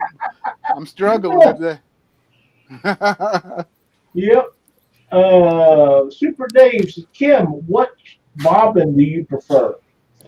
The ceramic bobbin. Yep. This one right here. It doesn't fray the thread. If you get them into those metal ones with the metal tips, they'll start cutting your thread. And these ceramic bobbins never do that. That's why I use. All right, I'm trying to look up Super Dave 336's channel, and all I'm getting is Super Dave Osborne versus Mr. T. That's not going to work out. No, so I'm going to keep looking here, see what I can find. Okay. Dave, Super Dave, if you wouldn't mind, help us out to get you a link so we can post that, please. Hold on, I think I might have found it. Kim's killing it. Yeah. I did find it, so we're good. Let me post it. Okay, never mind. We got you handled. See a big improvement on Chad and Mark's jigs. Looking good, guys. I agree. Chad gets up in the morning, he ties jigs so he goes to work. He ties them during the noon hour. He takes a break at 3 in the afternoon. He ties them for 10 minutes, and he goes home and ties jigs. So, yeah, he's doing well. That's it. Yeah. My name is not Mo Free. Kim, Mo Creek, another good friend of ours that has a YouTube channel, he got into this jig tying stuff. He has a 6-year-old granddaughter that ties jigs. Isn't that how old she is? Super Dave's been in there twice. You don't have anything on the channel. Oh, okay. I didn't see that. Thank you. Once he got in there. Yeah, I'm not that far. I'm way behind on channel. Dave says he don't have a channel. I or just anything posted, in I his did channel. see that, but I'm looking to see Okay. if he has anything else like an Instagram or something that SK Okay. was talking about. That could very well be. I'm way behind in chat, so I'm just slowly catching up. Cindy just come in and told me. I didn't realize that, Dave. I'm sorry I didn't speak chat sooner. Hey, Keith Smart, hope you're feeling good tonight. It's glad to have you in the show with us. What's up, Keith? How you doing, Keith?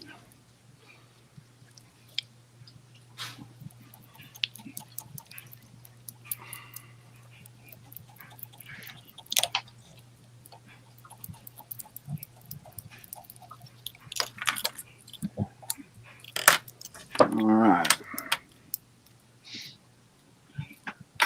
Jake says he's got to run. Everybody have a good night. Thank you for being in here with us tonight, Jake. We'll see you Thursday night, buddy.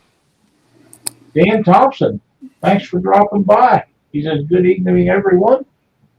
Hello. What's going on, Dan? How you doing?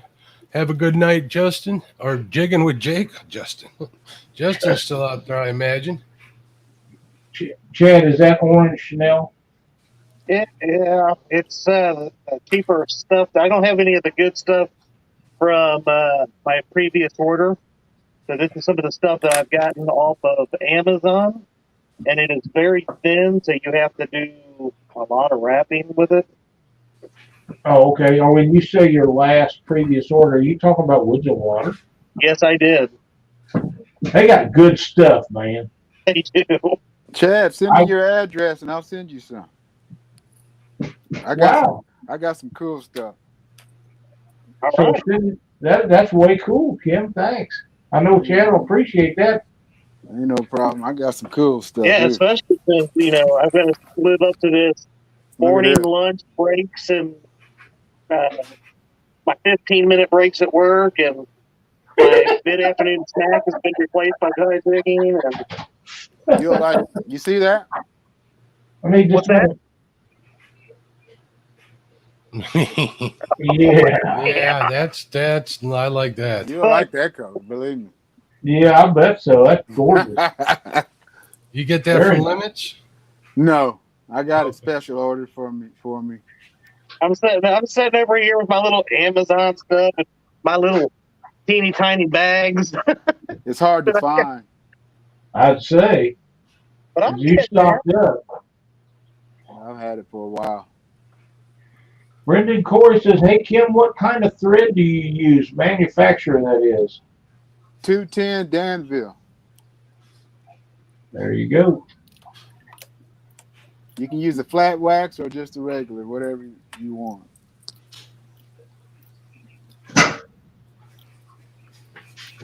You said 210 Damsel? Yep. Look for that. This is Danville. 210. Steve sells that too. Okay. Steve's got a lot of stuff.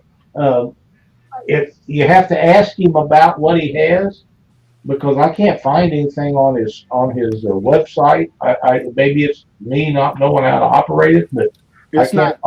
I don't think it's up and running yet. So you just I don't think it is. But if you ask him, he'll tell you if he's got it and how much it is. He always seems to throw in something that you're not expecting. He's a really good dude to deal with, and he's got a lot of stuff: jigs, hooks, tying stuff, starter kits, all on some fabulous prices. So be sure to check out Limits Tackle.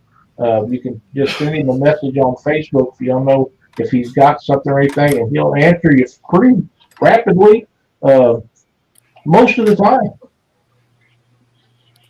Yeah. I have not been able to get on the Limits yet. I've been trying to get my boat prop stuff and all that taken care of. So my ordering has been delayed on all that kind of stuff.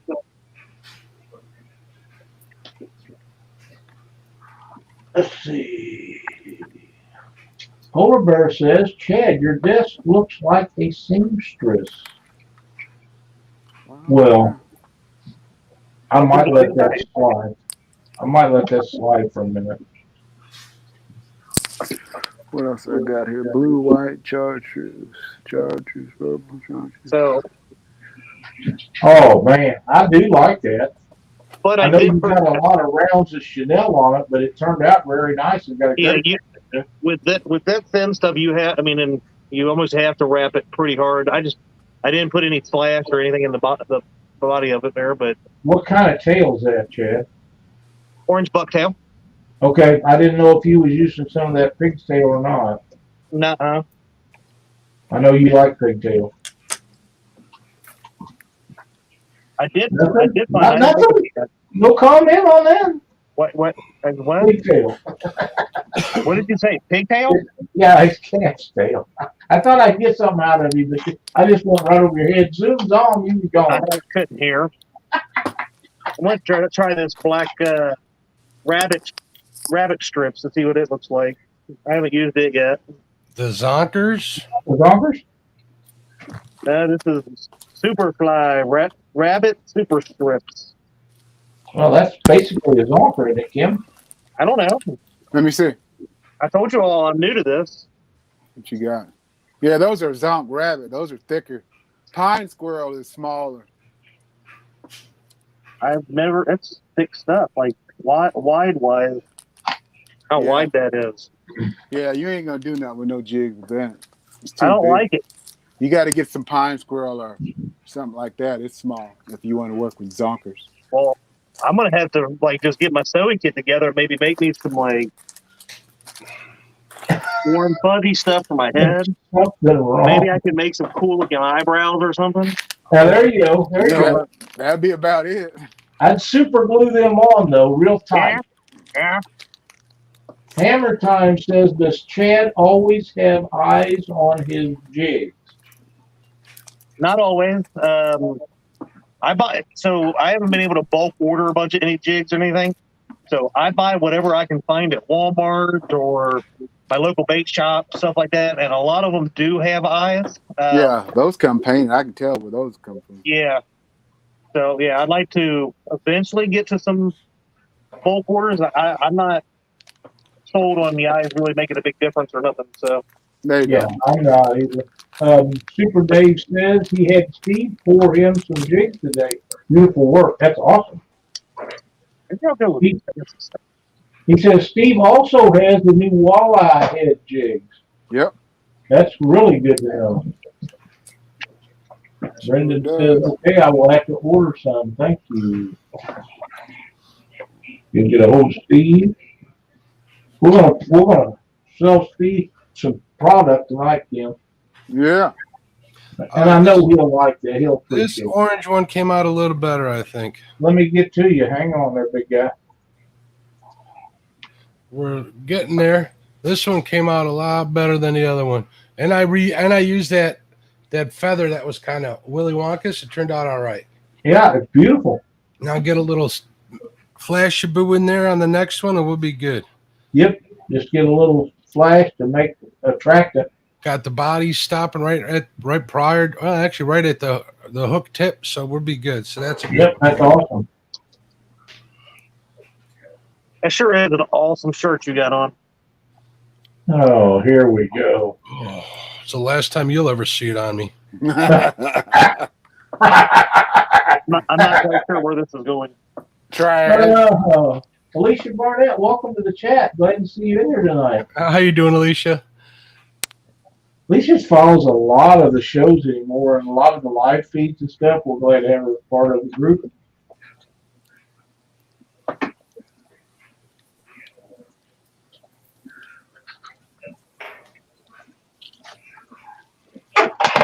No. Put your phone. I don't want to listen to it.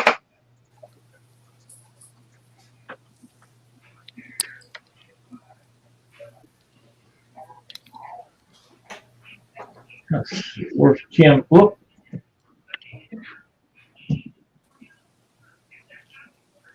I hit the wrong thing. I almost deleted you, Kim. I hit the wrong thing instead of the solo I layout. was wondering. I'm like, why are you looking at me when Kim's here? right.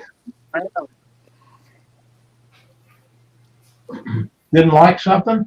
Yep. Don't like it. That's the best way to fix something if you don't like it is before you strap it down. That's right. You start all over. That's what I do. That ain't the right size. And sometimes I'll do that 3 or 4 times before I get it like I want it, especially if I'm trying to come up with something new. Yeah. And I know you do a lot of that too.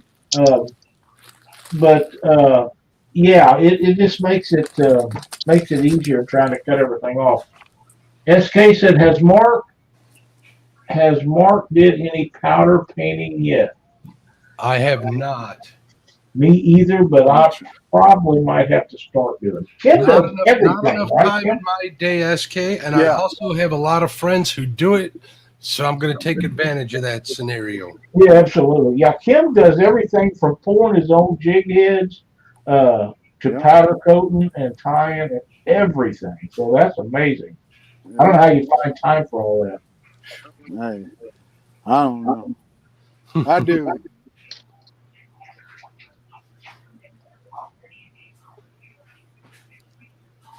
Chad, Alicia says, hi, Chad. Hey, Alicia. I was watching her on live earlier today.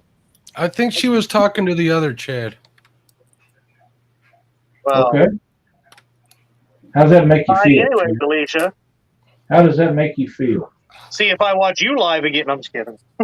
I didn't know she was live today. She was down there at the weigh-in for the Mad Jacks tournament with Ronnie and Oh. Bruce. Yeah, I was working on the boat, so I didn't see any of that. I missed that today. I'll have to go watch the replay. Thanks, Maurice. Glad that you enjoyed it. That's awesome. Sometimes you got to be a barber too. Yeah, you got to trim them up. Yeah. Now, do you think that curved scissors would help in that? Yeah, that's what I use. Oh, man, you really got a curve. Yeah, that way you don't have to fish them off the table. You can pick them right up. That makes a world of sense. I remember you telling us about that. And Yeah. it saves a lot of time because I drop them more than I pick them up when they're flat. Wow.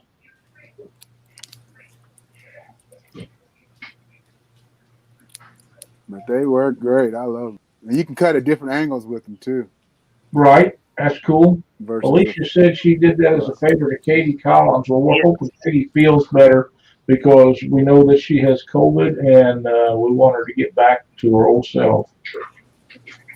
Man. Beautiful. Beautiful. Kim, do you think that when you start doing jigs, do you do things and do a whole bunch of one kind or a whole bunch of one style and then switch and you find yourself getting in a rut and doing that? I tie about 5 of each color when I tie for myself. And Is that the reason I do the same thing anywhere from 3 to 5, and the reason I do it is in case I lose one, it'd be the only one like that and I'll forget about it before I get home. Right. Because that way you don't have to tie 10 of this, 10 of that, because then you won't use them. That's right. Yeah. That's fact. That's a fact. But I just tie 5 each for myself anyway. Alicia says, today when cast netting gizzard shad, I understood why I do so well with white and pink jigs. They look a lot like shad. That's so true. So true. SK says, I got to step out, y'all. Nice ties, guys. Thank you for joining us, SK. It's always a pleasure to have you in chat with us. Later. Thanks for coming by, bud.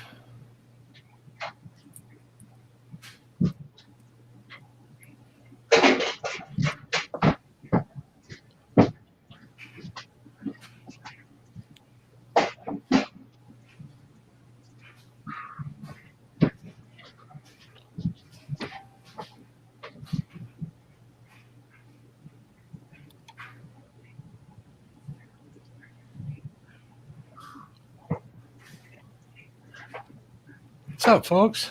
Surprise, I'm on here. Hey. You are. You're I tried a little black Flashabou in this orange. I could probably use a little more, so I think I'm going to try and get a little more, but definitely with my big old fingers I can see very minimal feeling in. I can see the black in it. Looks good in that orange. We're going to get a couple more in there. Heck yeah. Need some Mylar lime. I have that too.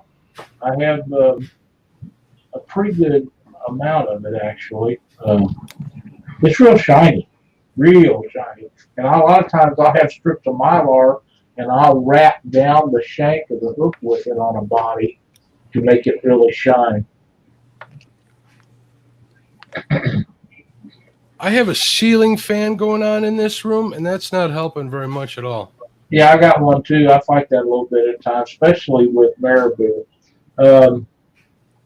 Hammer Time says, do you guys use live scope? I do not. And the reason I do not is because I'm waiting on Humminbird to come out with their new stuff because I'm a Humminbird kind of guy.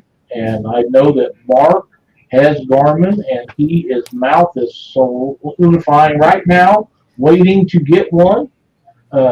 As far as Chad, I'm not sure how his goes with live scope type stuff, and I don't know if Kim has any or not.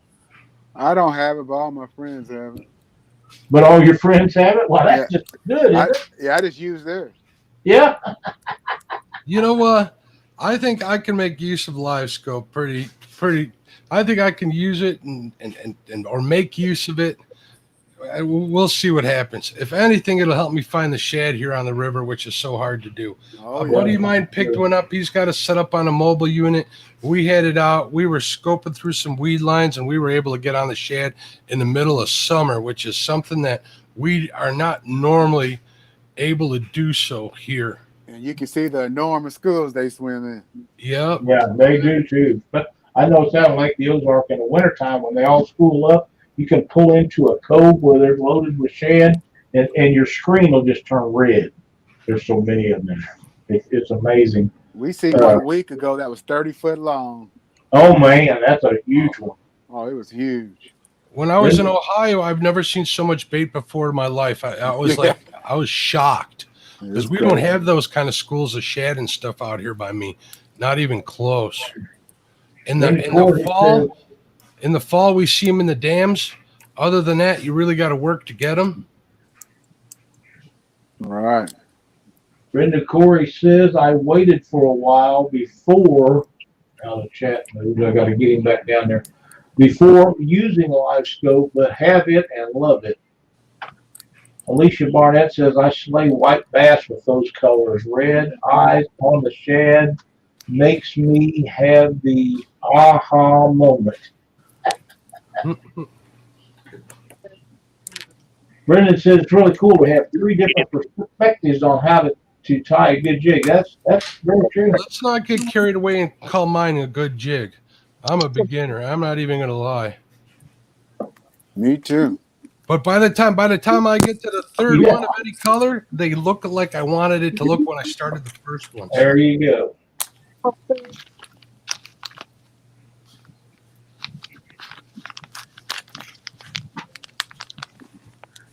I think the way we're doing this Saturday night stuff with one of us narrating and the other's time worked out better than me trying to tie and read chat and all that other stuff. Don't you, Mark? I think so. You let me know when you want to switch it up. Me and Chad will be happy to.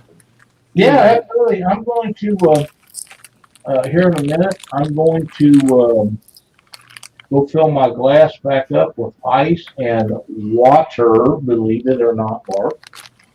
Yeah, I don't believe it. Well, that's true.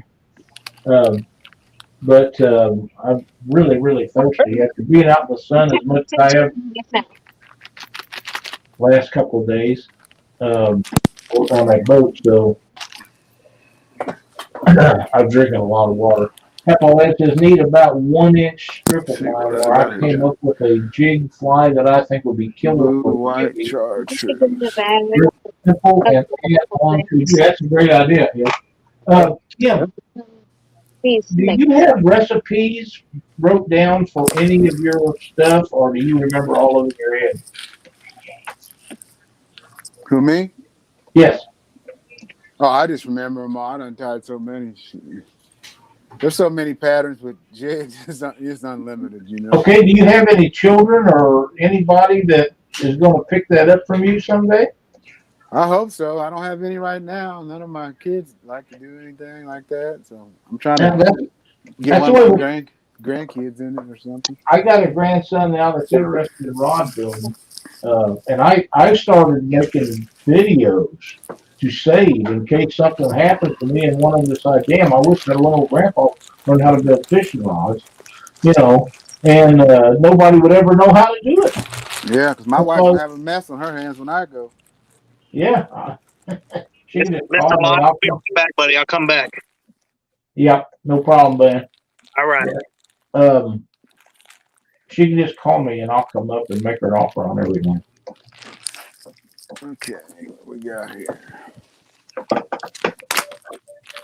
Okay, I have mine on a Scotty portable mount, but I need to find a new way. Too hard to scan. Now, for guys with life, I know this isn't pertaining to jig time, but we got off on that a little bit. That's all right. I have a question about that stuff. Do you have to manually put the transducer over the side of the boat for them? On the live scope, Yeah. it's just wherever you got it mounted. Well, I see guys that have a thing that they just drop them over the side every time they stop. Yeah, some of them have the separate pole. Yeah, that ain't never going to work for me. Yeah, and that's That where they ain't gonna just work. turn it wherever they want to turn it. And on the trolling motor, it kind of compensates a lot because of the GPS. Yep. That's why some of them don't like it on the trolling motor, because when it turns away from what you was looking at. Yeah, I would never like that. But I like the pole separate myself. But it's just a preference. Yeah, it is. It is. You're right. Dan's Creation and Adventures. Welcome to chat, buddy. We're glad to have you in here. It says he got his Mylar from Dorito bags, which I'm sure that means bags. That's a great idea. Yeah, he's right. That's a great idea. Yep. Brendan Corey says, hey, Kim, tell them about the hummingbird jig. If you have not, it's a work of art. I've seen it. It is beautiful. I don't know how you done that, but I have that's one. amazing.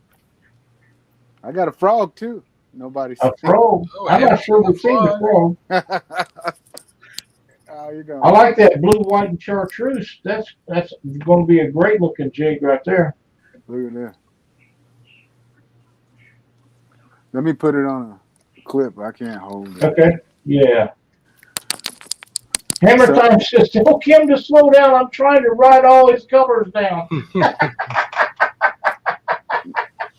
I don't think there's much slowing Kim down. Yeah, I don't think so. He's very speedy. Yeah, that's way cool. Look like he's eating a bug. See the That bug? is way cool. You got the eyes.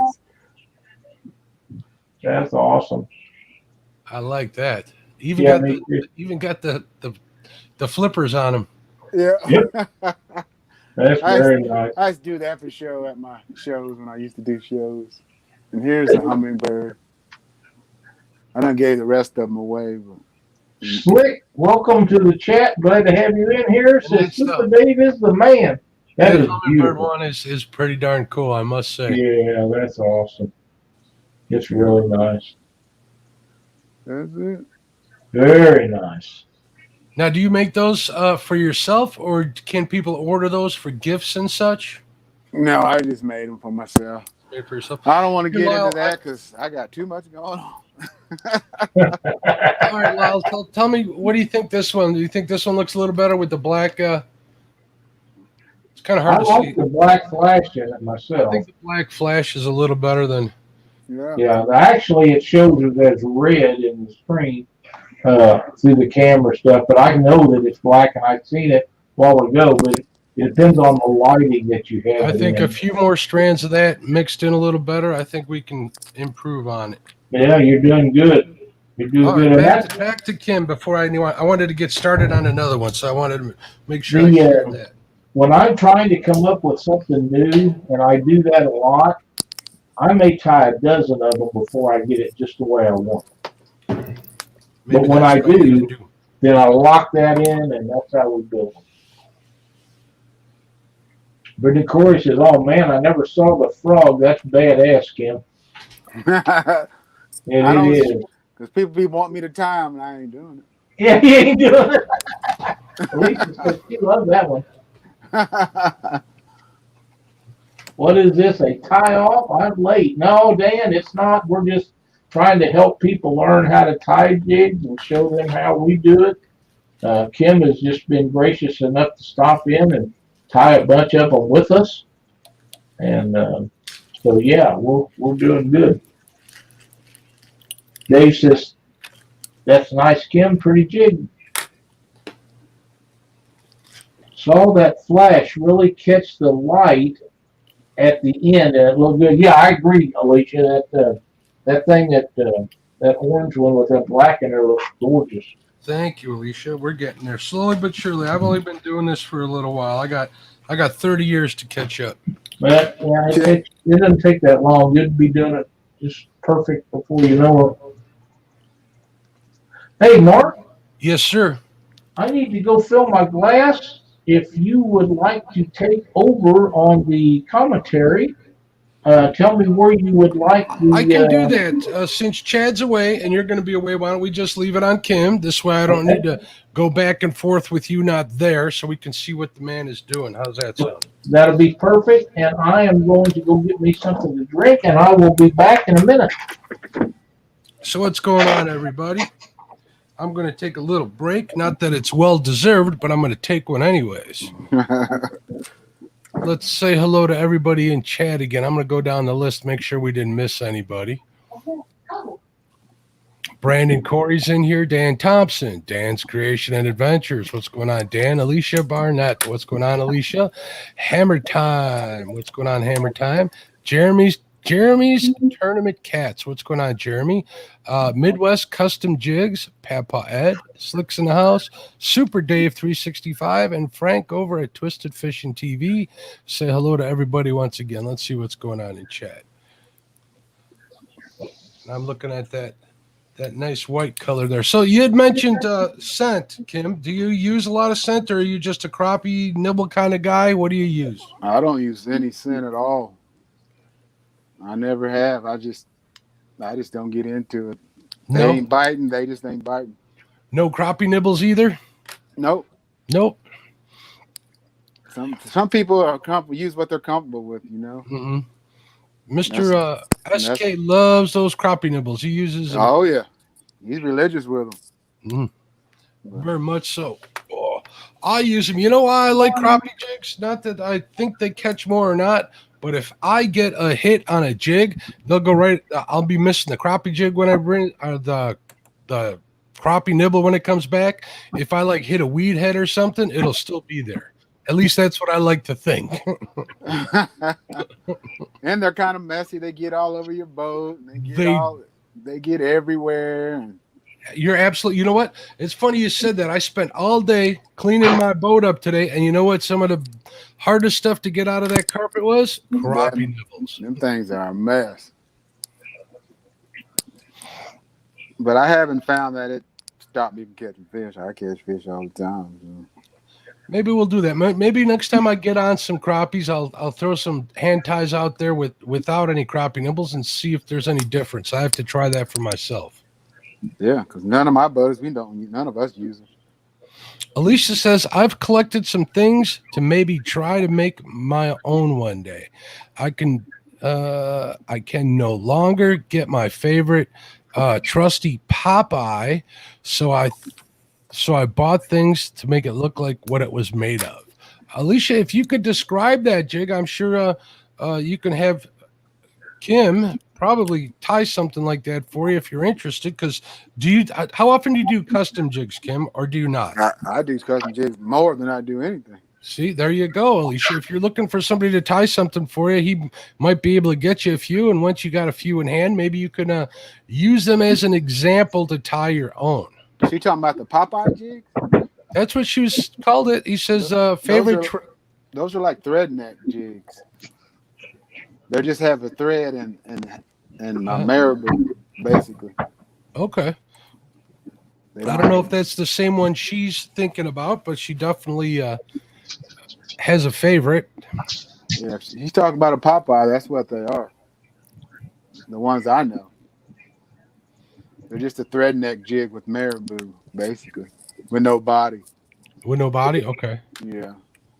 I know there's a couple of guys out there that build them like that for skipjack. Yeah.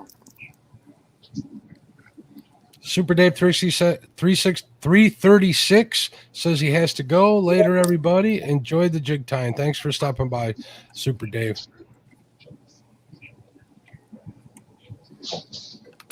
I'm going to have to plug in my phone. Look like it's going to battery. Uh-oh. You still hear me? Are still here. I can see it.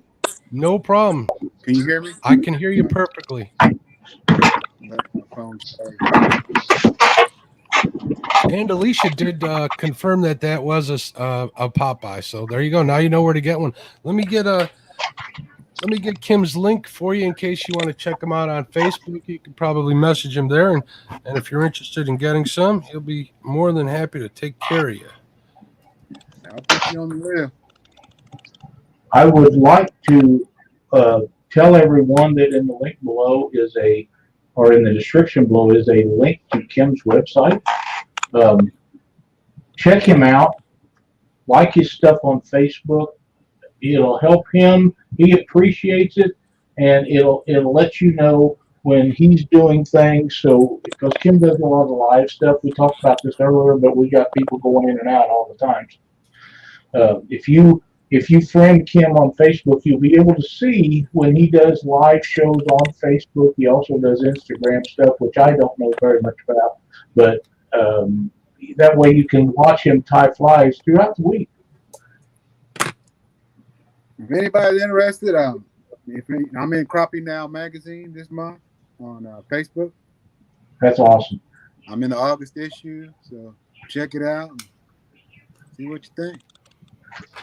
What was the name of the Facebook page? It's a magazine. It's the biggest online magazine in the country. It's called Crappie Now. Crappie Now. Okay. Just like Catfish Now, except it was their first magazine, Crappie Now. Oh, okay.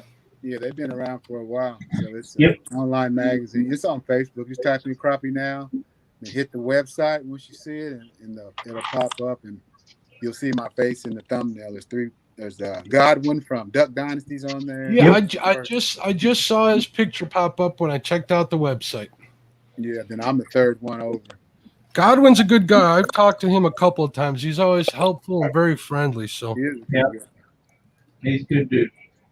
Thanks for joining us tonight, Super Dave. We're glad to have you in chat. It's been a pleasure. Hope to see you again real soon.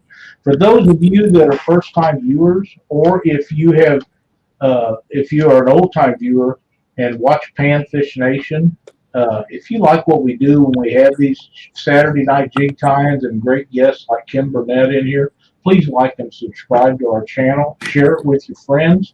The more likes and subscribers we get, the more people can see us because they'll get our name closer to the top, and that's what we all strive for. Everything all right, Chad?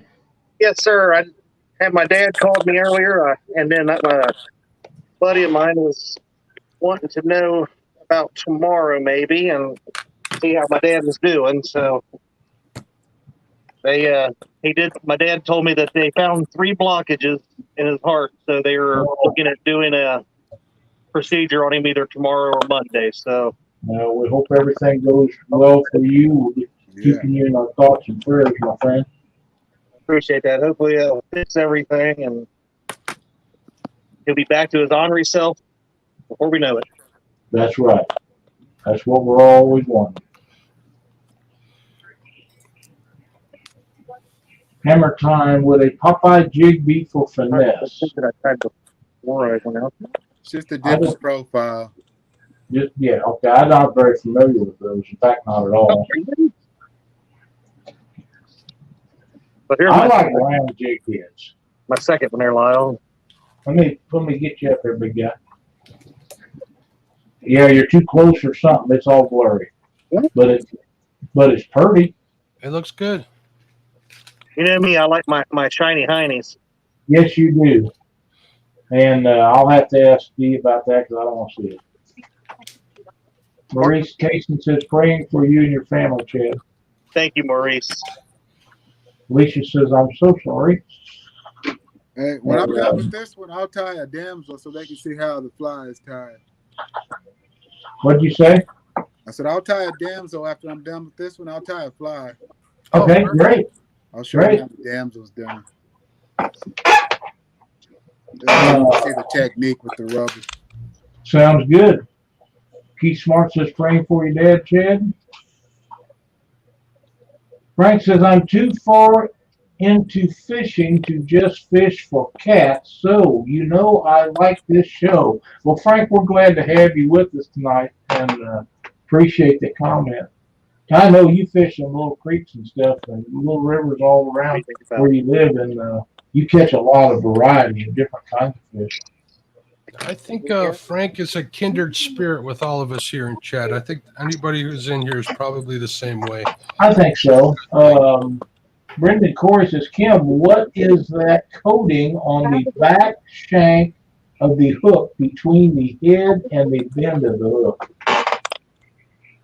That's probably just powder coating, isn't it? The coating. Back here? Probably just some powder coating that's left over. Okay, it says, what is the coating on the back shank of the hook between the head and the bend? So That's the bed. it's That's gotta a be thread, powder coating. thread bedding, maybe. Oh, baby, Dance Creation says coating. I seen him put thread base on, then a pipe cleaner. Pipe cleaner. You must be talking about Chanel. Jeff Barker, welcome. This is just Chanel. Yeah, that's just Chanel. Fins and fines. What's going on, Bob? Where am I at? I'm lost Okay, let me again. find the hook for the damsel here. Crappie Day Fish On, welcome. Glad to have you in chat. Kim Burnett is a jig tying fool. None better. Hats off to the man. And P.S. I love your channel. He's as big a fan as me. Yeah. Jeff Parker said, I just made it in the house. Had a good day of fishing with one of their grandsons. That's awesome. Battery right there. If you look when he puts the hook in the vise, there's a white coating on. It has to be on a jig. I don't know. I didn't see that. A white coat. Oh, they mean like right here? Yeah, that's powder coating. Yeah, that's just remnants from the powder coating. Yeah. That's all that is. This is Okay, let me find my eyes here. Alicia Barnett says, I like white feathers on a pink head, and one of my best Popeyes had black and white head with black feathers and just a small tad of a red feather, and then almost a flash size bit of white feather on it. Uh-oh. And all the eyes are for this fly is bead chain. Do what, Kim? The eyes on this fly is going to be bead chain. You know bead chain? From a Like bead chain, yeah. turn your lights on and off. So you just cut your little piece. Now you use side cutters to whack them? Yeah.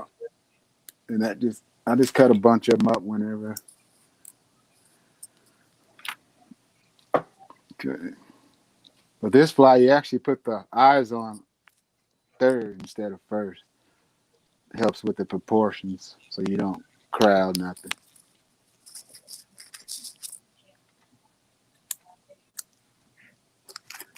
So then you take your silicone rubber barred, pretty much any color you want, really. And then this is how you furl it. You take it, twist it, you feed it in. See how it twists up? Mm-hmm. You feed it in, and that makes the tail. And it's pretty rigid at that point. Yeah, because you got it all twisted up and you feed it in, and that's what makes it stand out like a dragonfly tail. Then you just tie that portion in. And it just sticks out like that. Hello, puppy.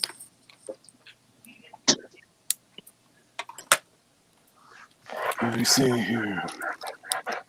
Alicia says he makes that look easy. Yes, he does.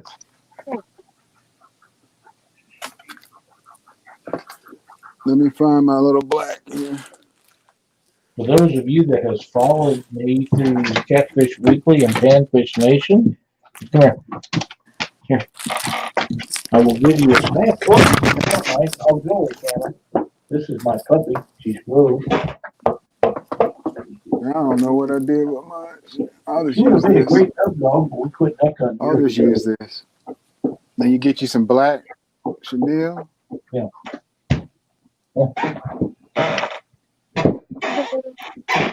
Get you a couple of wraps.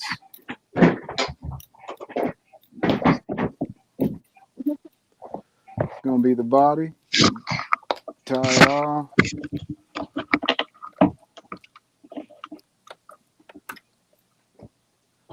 Cut that out of there. You tie that off. Now you tie your eyes in.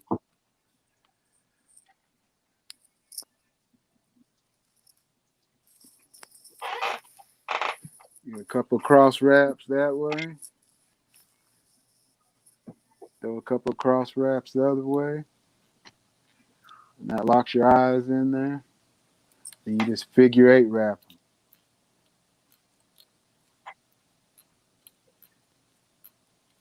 And that locks your eyes in. Michael Murillo, welcome to chat. He says, that is awesome. I love it when techniques create such a great effect. I agree. Now you take your, this is a partridge skin. This is going to be the legs of the fly. You strip that fuzzy stuff off. Then you pull it, you take your piece up here, the tie-in point. You pull all this back. You tie that part in, lock it in there so you can tie it. And you snip that out of there.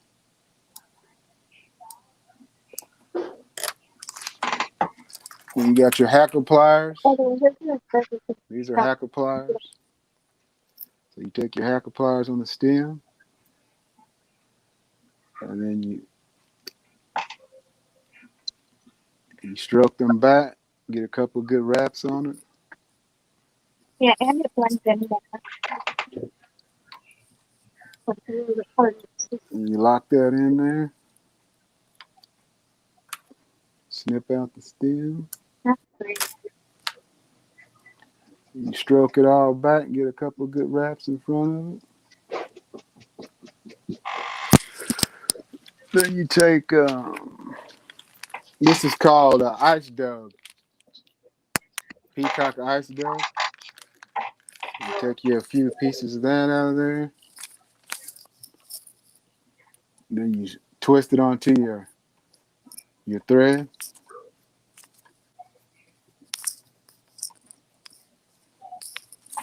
Then you wrap that in the front of the eyes. You think you got enough, pull the excess off. And you whip finish her off.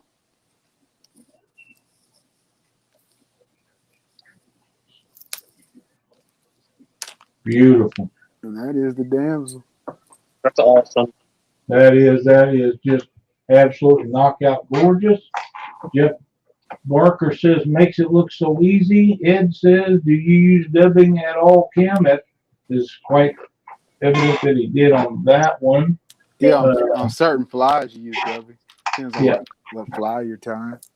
Brendan Corey says, okay, got it. Thought it was some sort of bedding compound. We're always talking about that overspray or whatever you want to call it on your roof. Stephen Corley, Mississippi Life, welcome to chat, my friend. Glad you joined us on our stream tonight. Alicia says that thing looks real. That's the idea, isn't it? Yeah, that's the idea. That's the idea. beautiful. It turned out really nice, Alicia. It really did. It's gorgeous. Yeah. Dan Thompson says, unreal. What a pro. I agree, Dan. He's one of the best ever. I mean, it's just the way it is. Some of us been doing it a long time and can only dream about doing what Kim does, and that's just part of it. But he is a professional jig buyer. It's just that simple. All right, I'm going to tie up 3 woven jigs, and I'm going to give those away. They're going to be what now? I can't hardly hear you for some reason. I got my 3 woven. Okay. I'm gonna do 3 woven jigs. I'm gonna give those away. 3 woven jigs. Now, somebody, if you guys are not in chat, or if you have friends that are not, you must be a subscriber to be in chat, and you must be a subscriber to win our giveaways in chat. So, Kim's going to give 3 of these woven jigs away. If you're not a subscriber, now would be a really good time, because when we get ready to do these, I'm going to pull the people up out of the participants out of chat, and we're going to put them on random.org.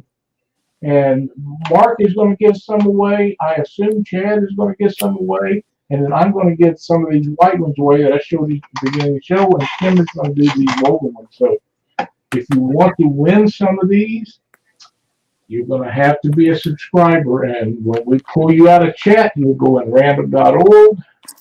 There we go. And the reason we're doing random.org is because I've not set everything up to do the thing like SK does. And it's not hard, and I understand it's not hard. I just keep forgetting to do it. But once I get that done, that's how we're going to do it too. But I just haven't done it. Find out what I'm gonna time with. Let me see. Number of times says I'll take them. Me too. Alicia says I bought some jigs off of Amazon, and when they arrived, the paint was already coming off. What's your thoughts on using nail polish?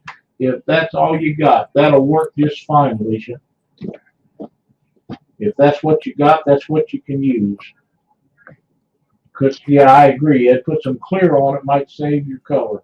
Just clear coat. When I'm using Sally Hansen's or something to put on my threads when I tie them off and would finish them at the end, I do that sometimes, and I use it. I put it on the whole head just to make the paint last longer.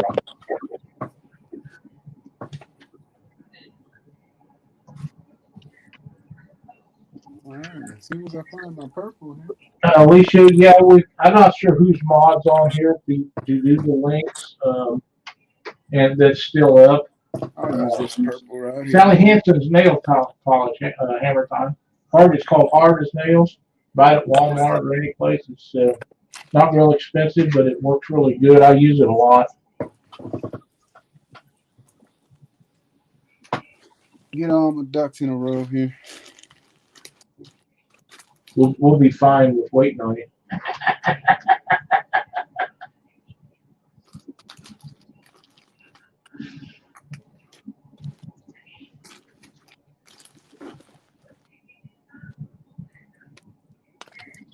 We got 44 thumbs up tonight. Thank you guys so much. We can always use some more, but thank you for them. I appreciate it much. Every time we get a subscriber or a thumbs up or comments on our videos, it puts us that much further to the top of the page where more people can find us. That's the goal. Dan's Creation says, you guys can't win my jigs.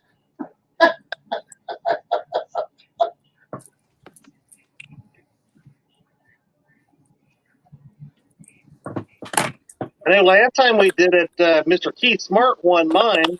Yep. And then poor fella had some issues himself, and I'm hoping he'll be able to get out and catch some fish on those here very soon. Yeah, absolutely. That's what we want. I'm gonna do it on Hatchet Head too.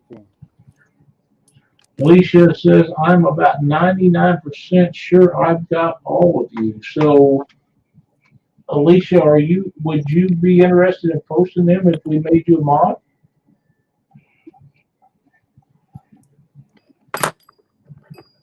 Kim, on your bobbin, where did you get that style at? Had my guy, my local fly shop, order them for me. Okay. They got them at Bass Pro, I think. They're just a basic ceramic bobbin, and they're round. Instead of getting the ones that poke inside the holes, these round ones they're a lot easier to. Yeah.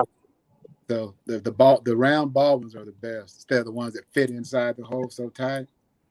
These are a lot smoother too. Yeah, I know. The one that I have is out of the Cabela's kit, the starter kit that I bought, and it seems a little tight sometimes. Right.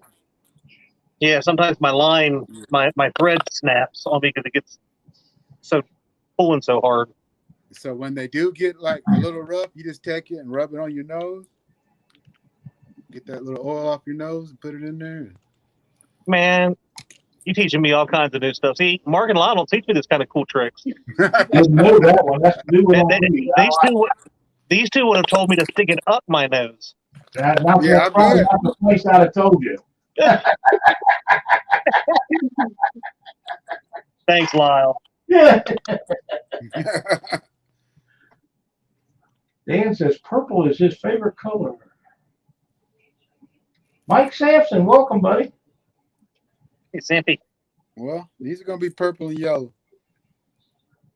Hammer Time says hopefully Kim will tie these exactly like I've showed him before.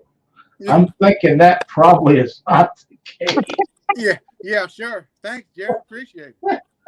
That boy's a mess.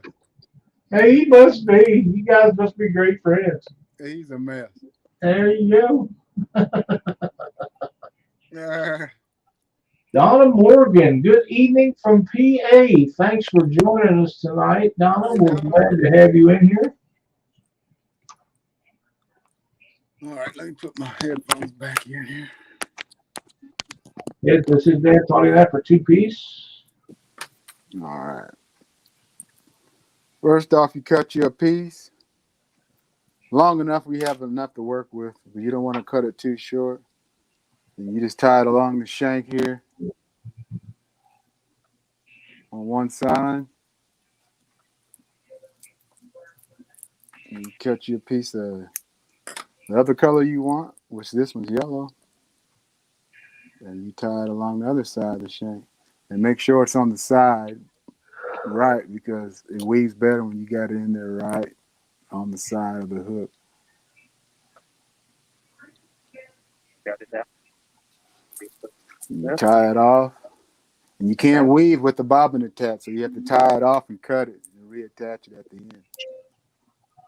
Now, Chad, you really need to watch this because once you see it, you're going to have to do it. I know you. Yes. So the color you want on top, that's what you got to put on top. So we'll do the yellow on top since the tail's yellow. It'll flow right into the yellow. Frank says if the Lakers was a jig. Oh, so you're actually like tying like a knot with it. It's like basically it's like an overhand knot. Yeah. And then you split it. So you want to split it. You want to keep the yellow on the top and the purple on the bottom. And you tighten it. Over, over, under. You can remember that. Over, over, under.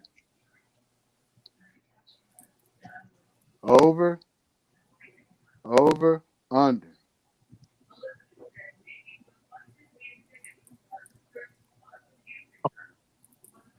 Over.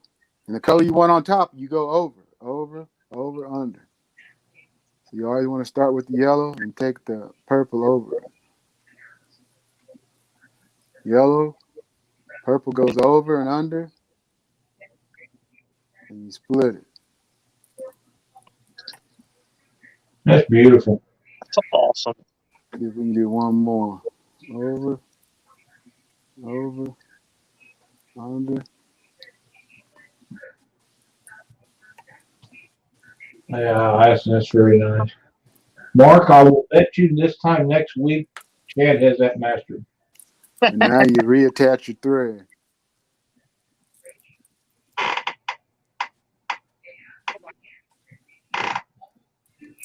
Creole would be drooling right now. Oh, yeah. Yeah, he would. So then you take the first piece, you lock it in on one side, you tighten it. Yeah. Pull it till it's even on the side, and you cut it. And you grab the other piece, lock it in, tighten it, and you cut it. Beautiful. And now you whip finish.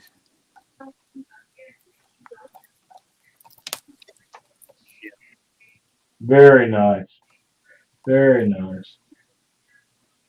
That's awesome. Brittany Corey says, me too, I need jigs. I hope they go to a person that is just getting into fishing. That'd be great. Frank says that is cool. Yep. Maurice says, "Wow, that's awesome." It is. It is. And one of you guys are going to win some of these. Yeah, somebody is. Heck yeah.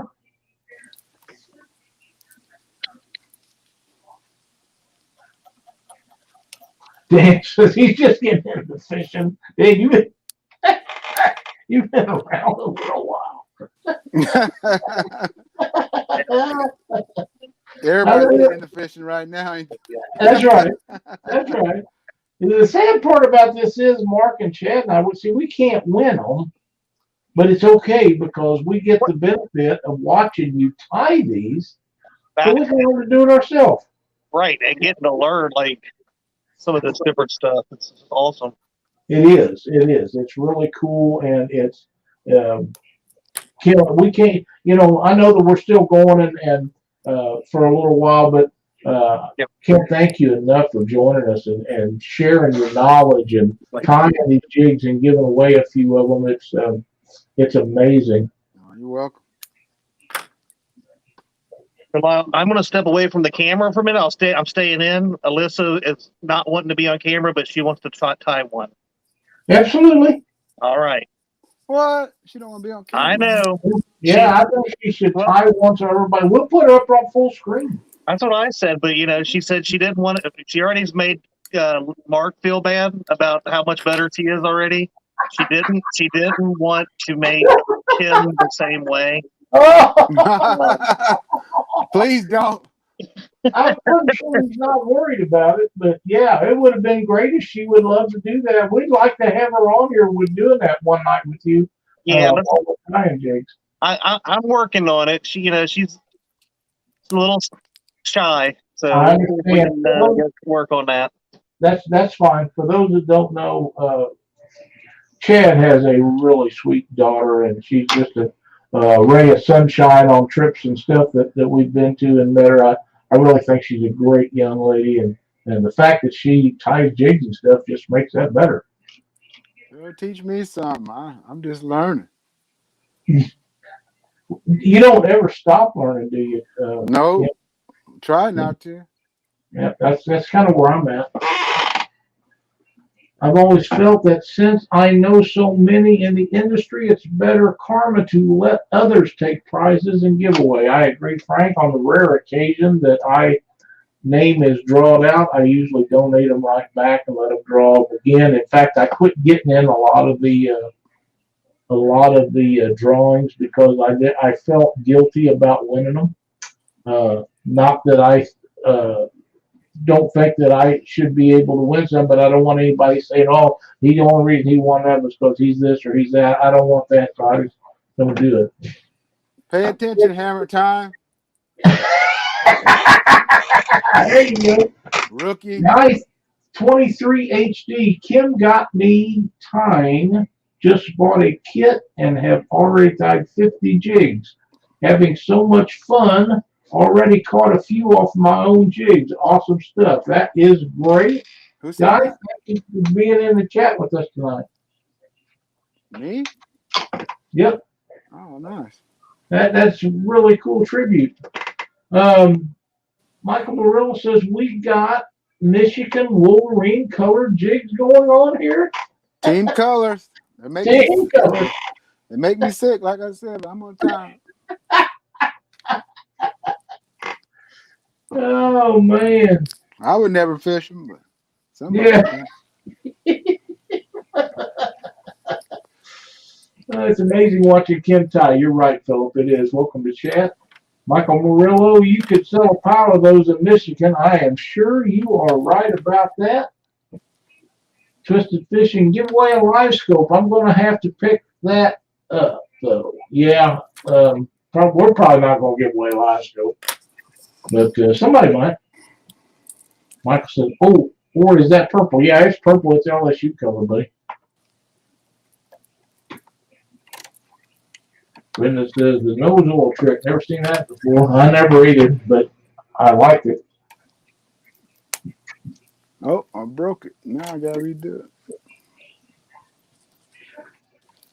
This is how you reattach your thread when you break it too. Yeah. And it happens. It does happen. You get a little strong arm on it. Yep. And I do that once in a while, and the thread that I use, I rarely break, but I do sometimes, and I know that I put too much pressure to it. But what I use is a Rotary thread, and I use that because I got lots and lots of it. That's what I tie the guides on my fishing rods that I build with. Yeah. Because of the variety of color, and it's not about the strength of it because I put so many wraps on it that's the strength of it. Not that the thread's strong, that you just got thousands of wraps on it, and I double wrap everything. So the color selection is so great for what I do in the rod industry that it just worked out for me, and it's way cheaper than buying regular thread for rod building. They're just ridiculous on that. Right. Just ridiculous. Yeah, sorry, I can't share the links. Okay, well, I made you a mod, Lester, so if you figure out what you need to do, let me know, and we'll make it happen.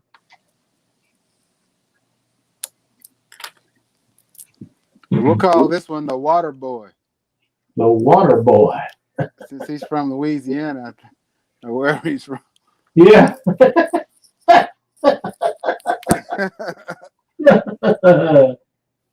Because Mama said. Oh, you can do. I can share the links. Okay, there you go. Thank you. Here we go. She's sharing links. That's awesome. Thank you so much, Alicia.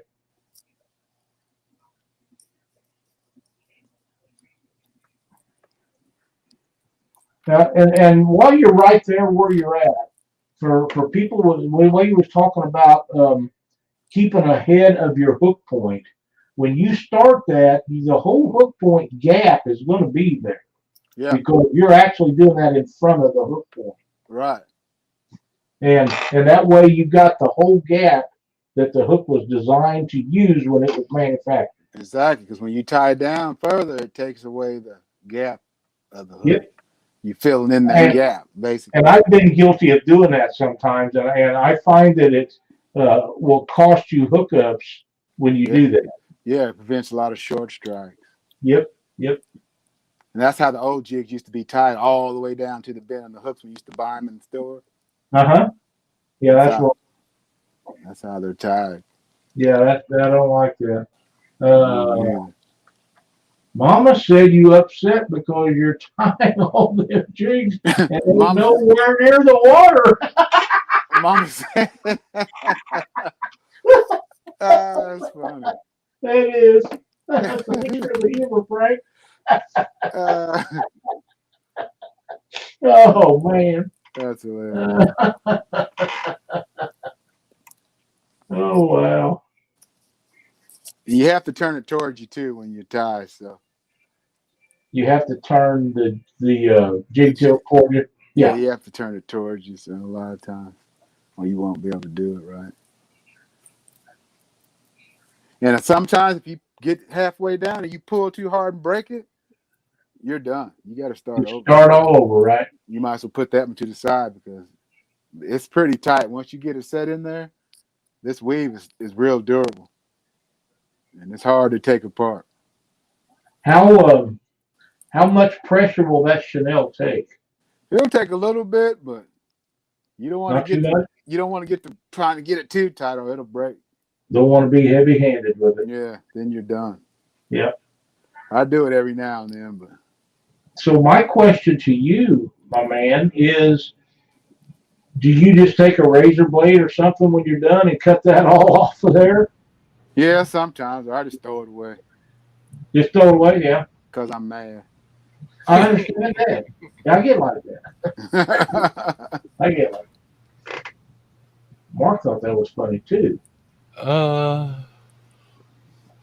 Me get mad? I never get mad, Lyle. Yeah, right.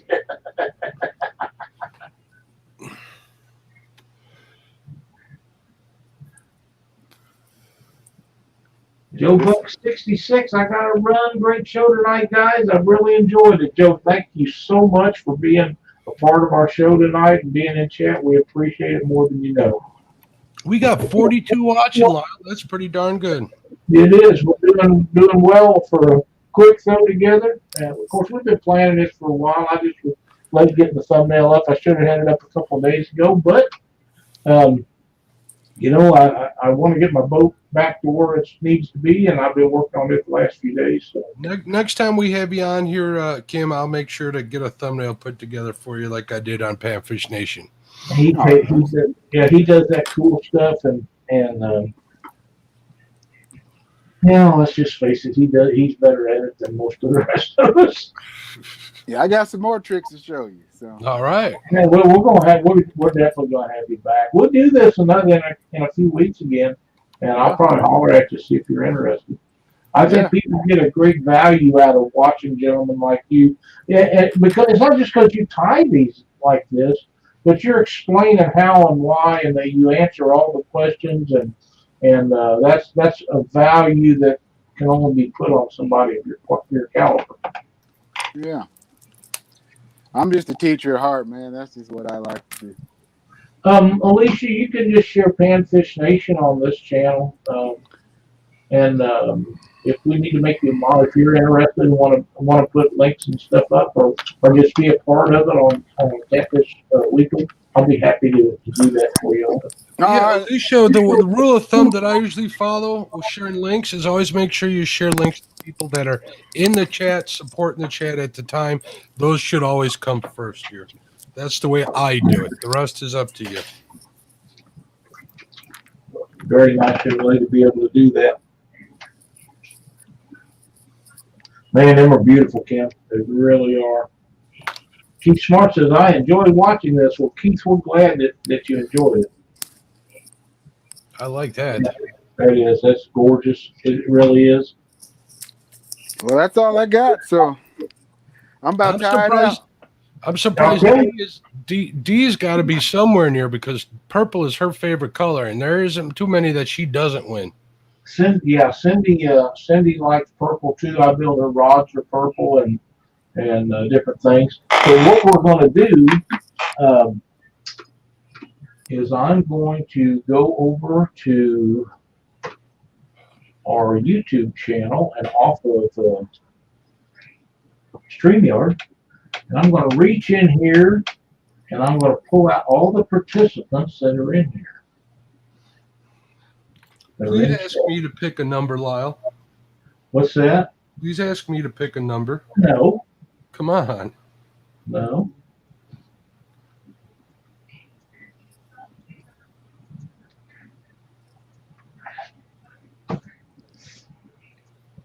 Kim, pick me out a number between 1 and 5, please. Between 1 and 5? Yes, sir. 3. 1, 2, 3. And the winner is Maurice Kaysen. Maurice the man. Maurice wins quite a little bit. Maurice is a great viewer. He's in a lot of chats. He comes in all our shows and watches us. He won some jigs from me some time back. He messaged me later and said he caught some fish on them, which is greatly appreciated because that's the only way we know that they work is if somebody tells you other than us testing them. But Maurice Kaysen, if you will send your information to Kim Burnett, he can mail those jigs out to you. I know that you are going to love them. I'm not saying they're collector's items, but if I was getting a Kim Burnett jig, I'm pretty sure it just goes on a shelf. So congratulations, Maurice. Contact Kim, and he will hook you up. He can message me on Messenger and Facebook or my email or Instagram, either one. Very nice. Very nice. Kim, thank you so much for doing that.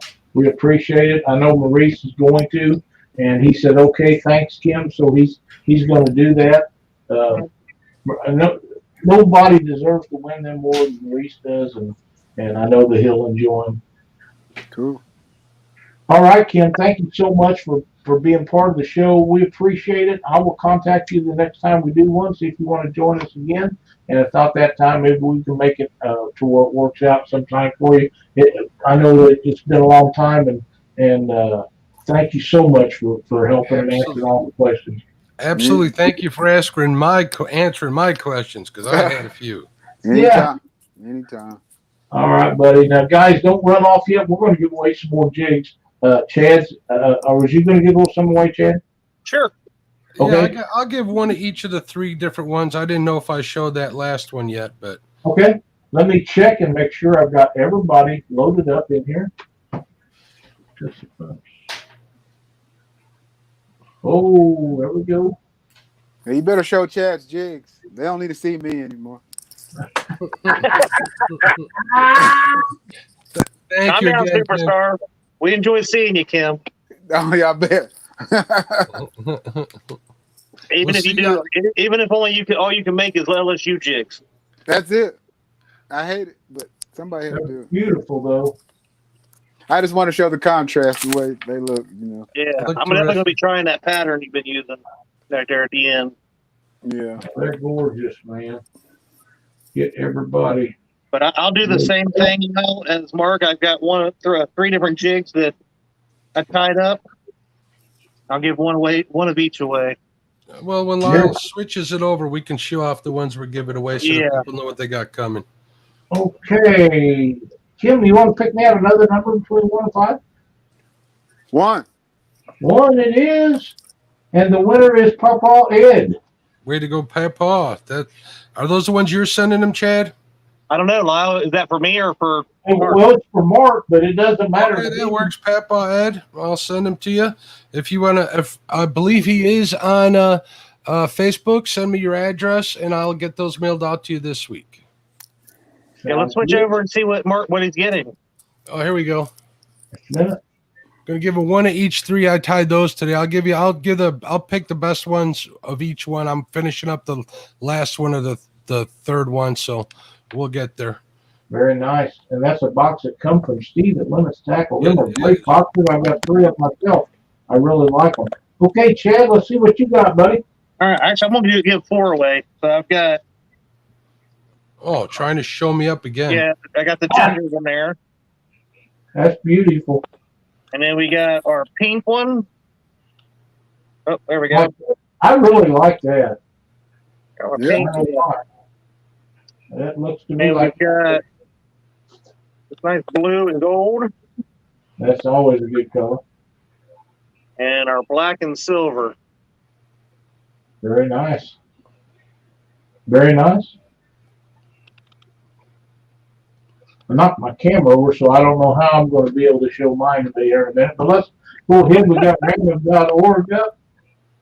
Let's have another number between 1 and 5, please. 5. 5. 5 again. 1, 2, 3, 4, and 5. And the winner this time is Donna Morgan. Congratulations, Donna. Morgan. All right. Absolutely. Contact me on Facebook. Congratulations. Now, let me get back over here and let me try to see if I broke my camera or if it's still going to work. Ah, it still works. Looky there.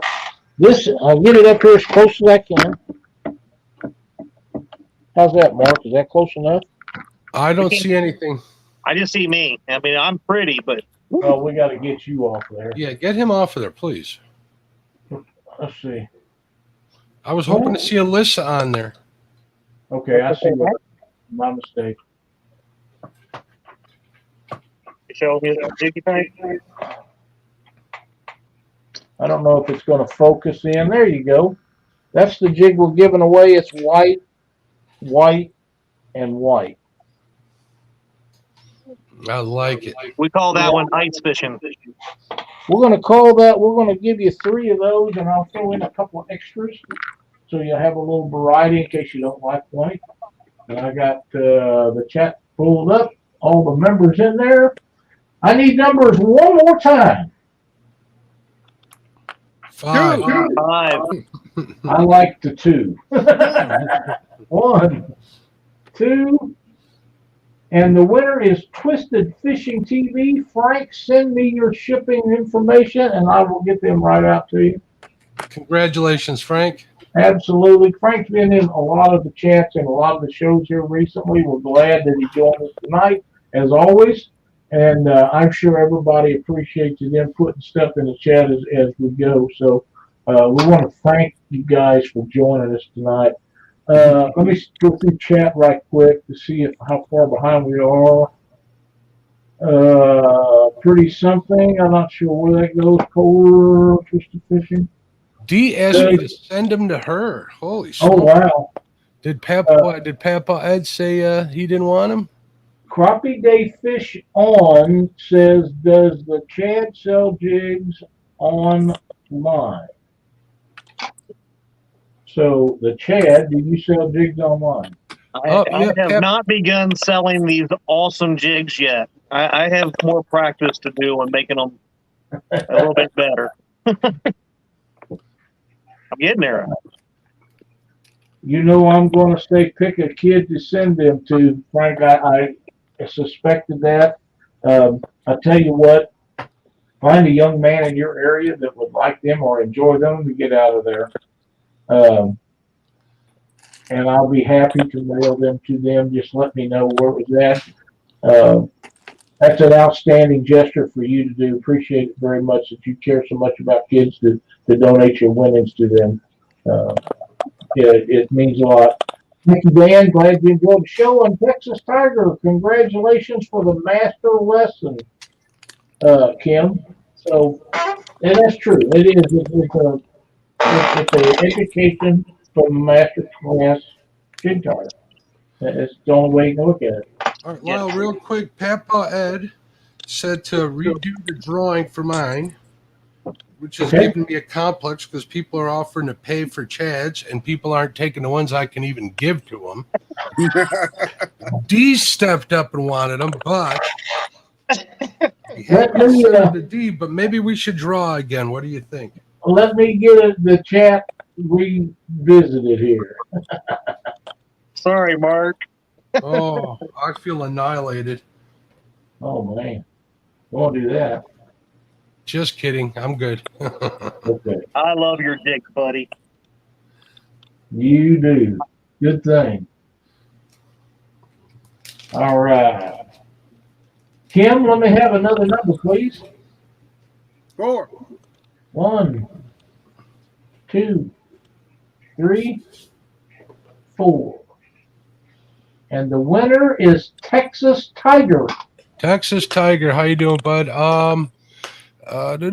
You can Texas Tiger, if you're in there and you're on Facebook, message me on Facebook.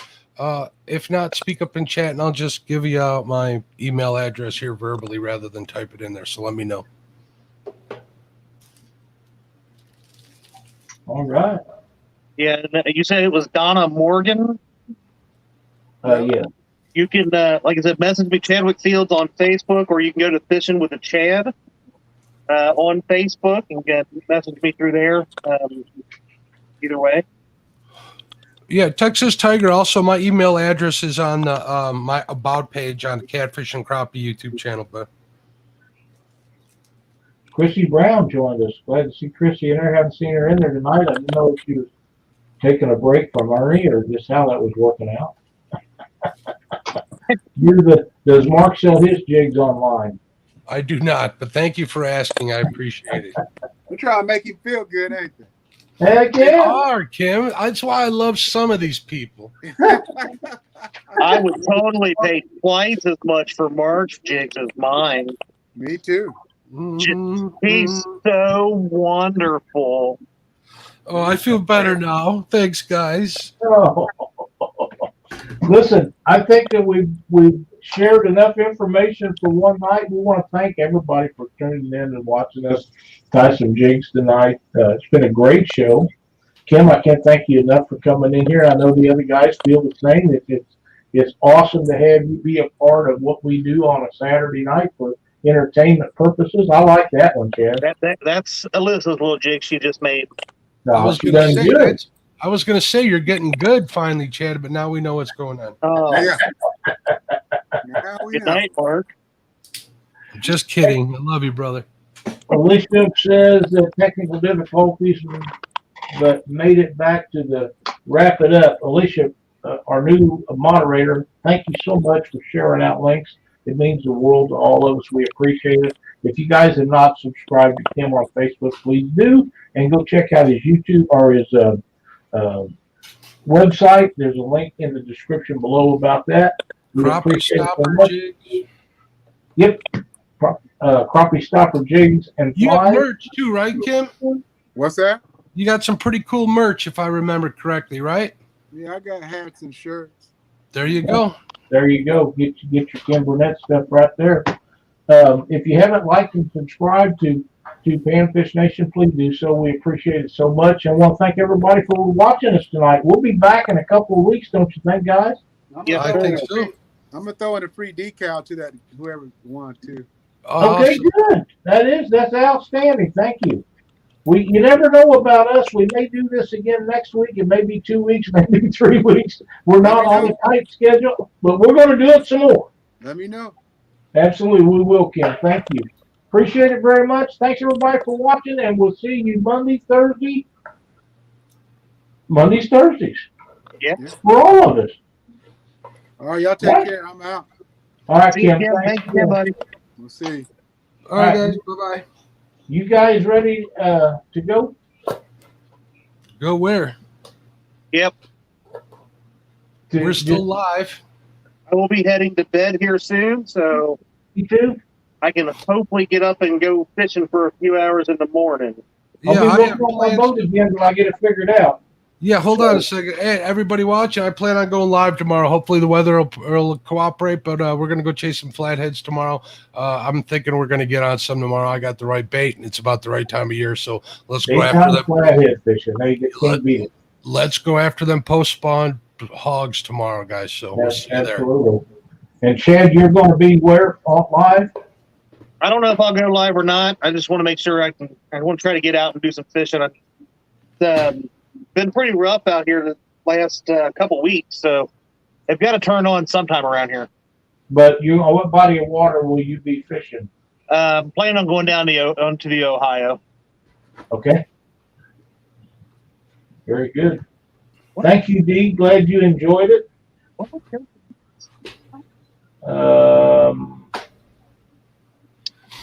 I think we're caught up on chat. I think. So, thanks everybody. It's been a great fun evening. I enjoyed this so much. I didn't tie any jigs, but that's okay. I learned a lot. I'm a happy man. Oh, Kim, absolutely. Kim's a wealth of knowledge and such a great guy. So we're hey, if he wants to do this when we do this, I'm all about having him in here some more. I learned I can't give my jigs away.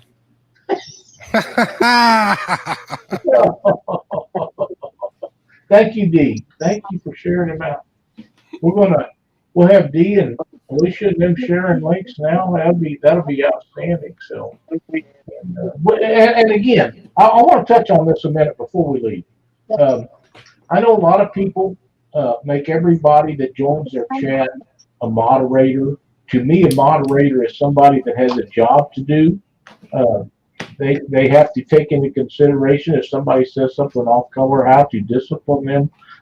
It's a very selective thing, and I'm very selective about who we do that with on our shows. It's not a status thing like it is with other people, and there's nothing wrong with that. It's just not how I do it. So we appreciate it when we find somebody like Dee or Alicia or Cindy or some of the people that help us out to be mods. We ask them first. In this case, it was public, but normally it's in a private message, and we want these folks to be to do their job, and they do them. One of the best we have is Betty. She's no nonsense. She'll lay it on you pretty quick. Cindy's another one. She got no tolerance, but they know there's a line, and as long as you don't cross the line, you never have nothing to worry about. And we don't have any issues with that. So, but Alicia is somebody that watches all the shows, and she's very up to speed what needs to be done. We're proud to have her as part of the moderator thing. Anybody got anything else to say? Now, I did want to show you this one that I did tied earlier too. This is probably one of my favorite jigs I have ever tied so far. Yeah. I got to tell you, chartreuse and black is a great color for any species of fish. It just works. And it works under almost any condition. Would you agree, Mark? I agree. That's one of my favorite colors. Yeah. I couldn't even tell you why. I don't know what looks like chartreuse and green and water, but it works. Mark, It gets their I'm curious. attention. On this one here, it's more of a dark green than black, but that flake that it's got in it. But I was just wondering, how much do you think I could sell that for, Mark? I don't know, about $2.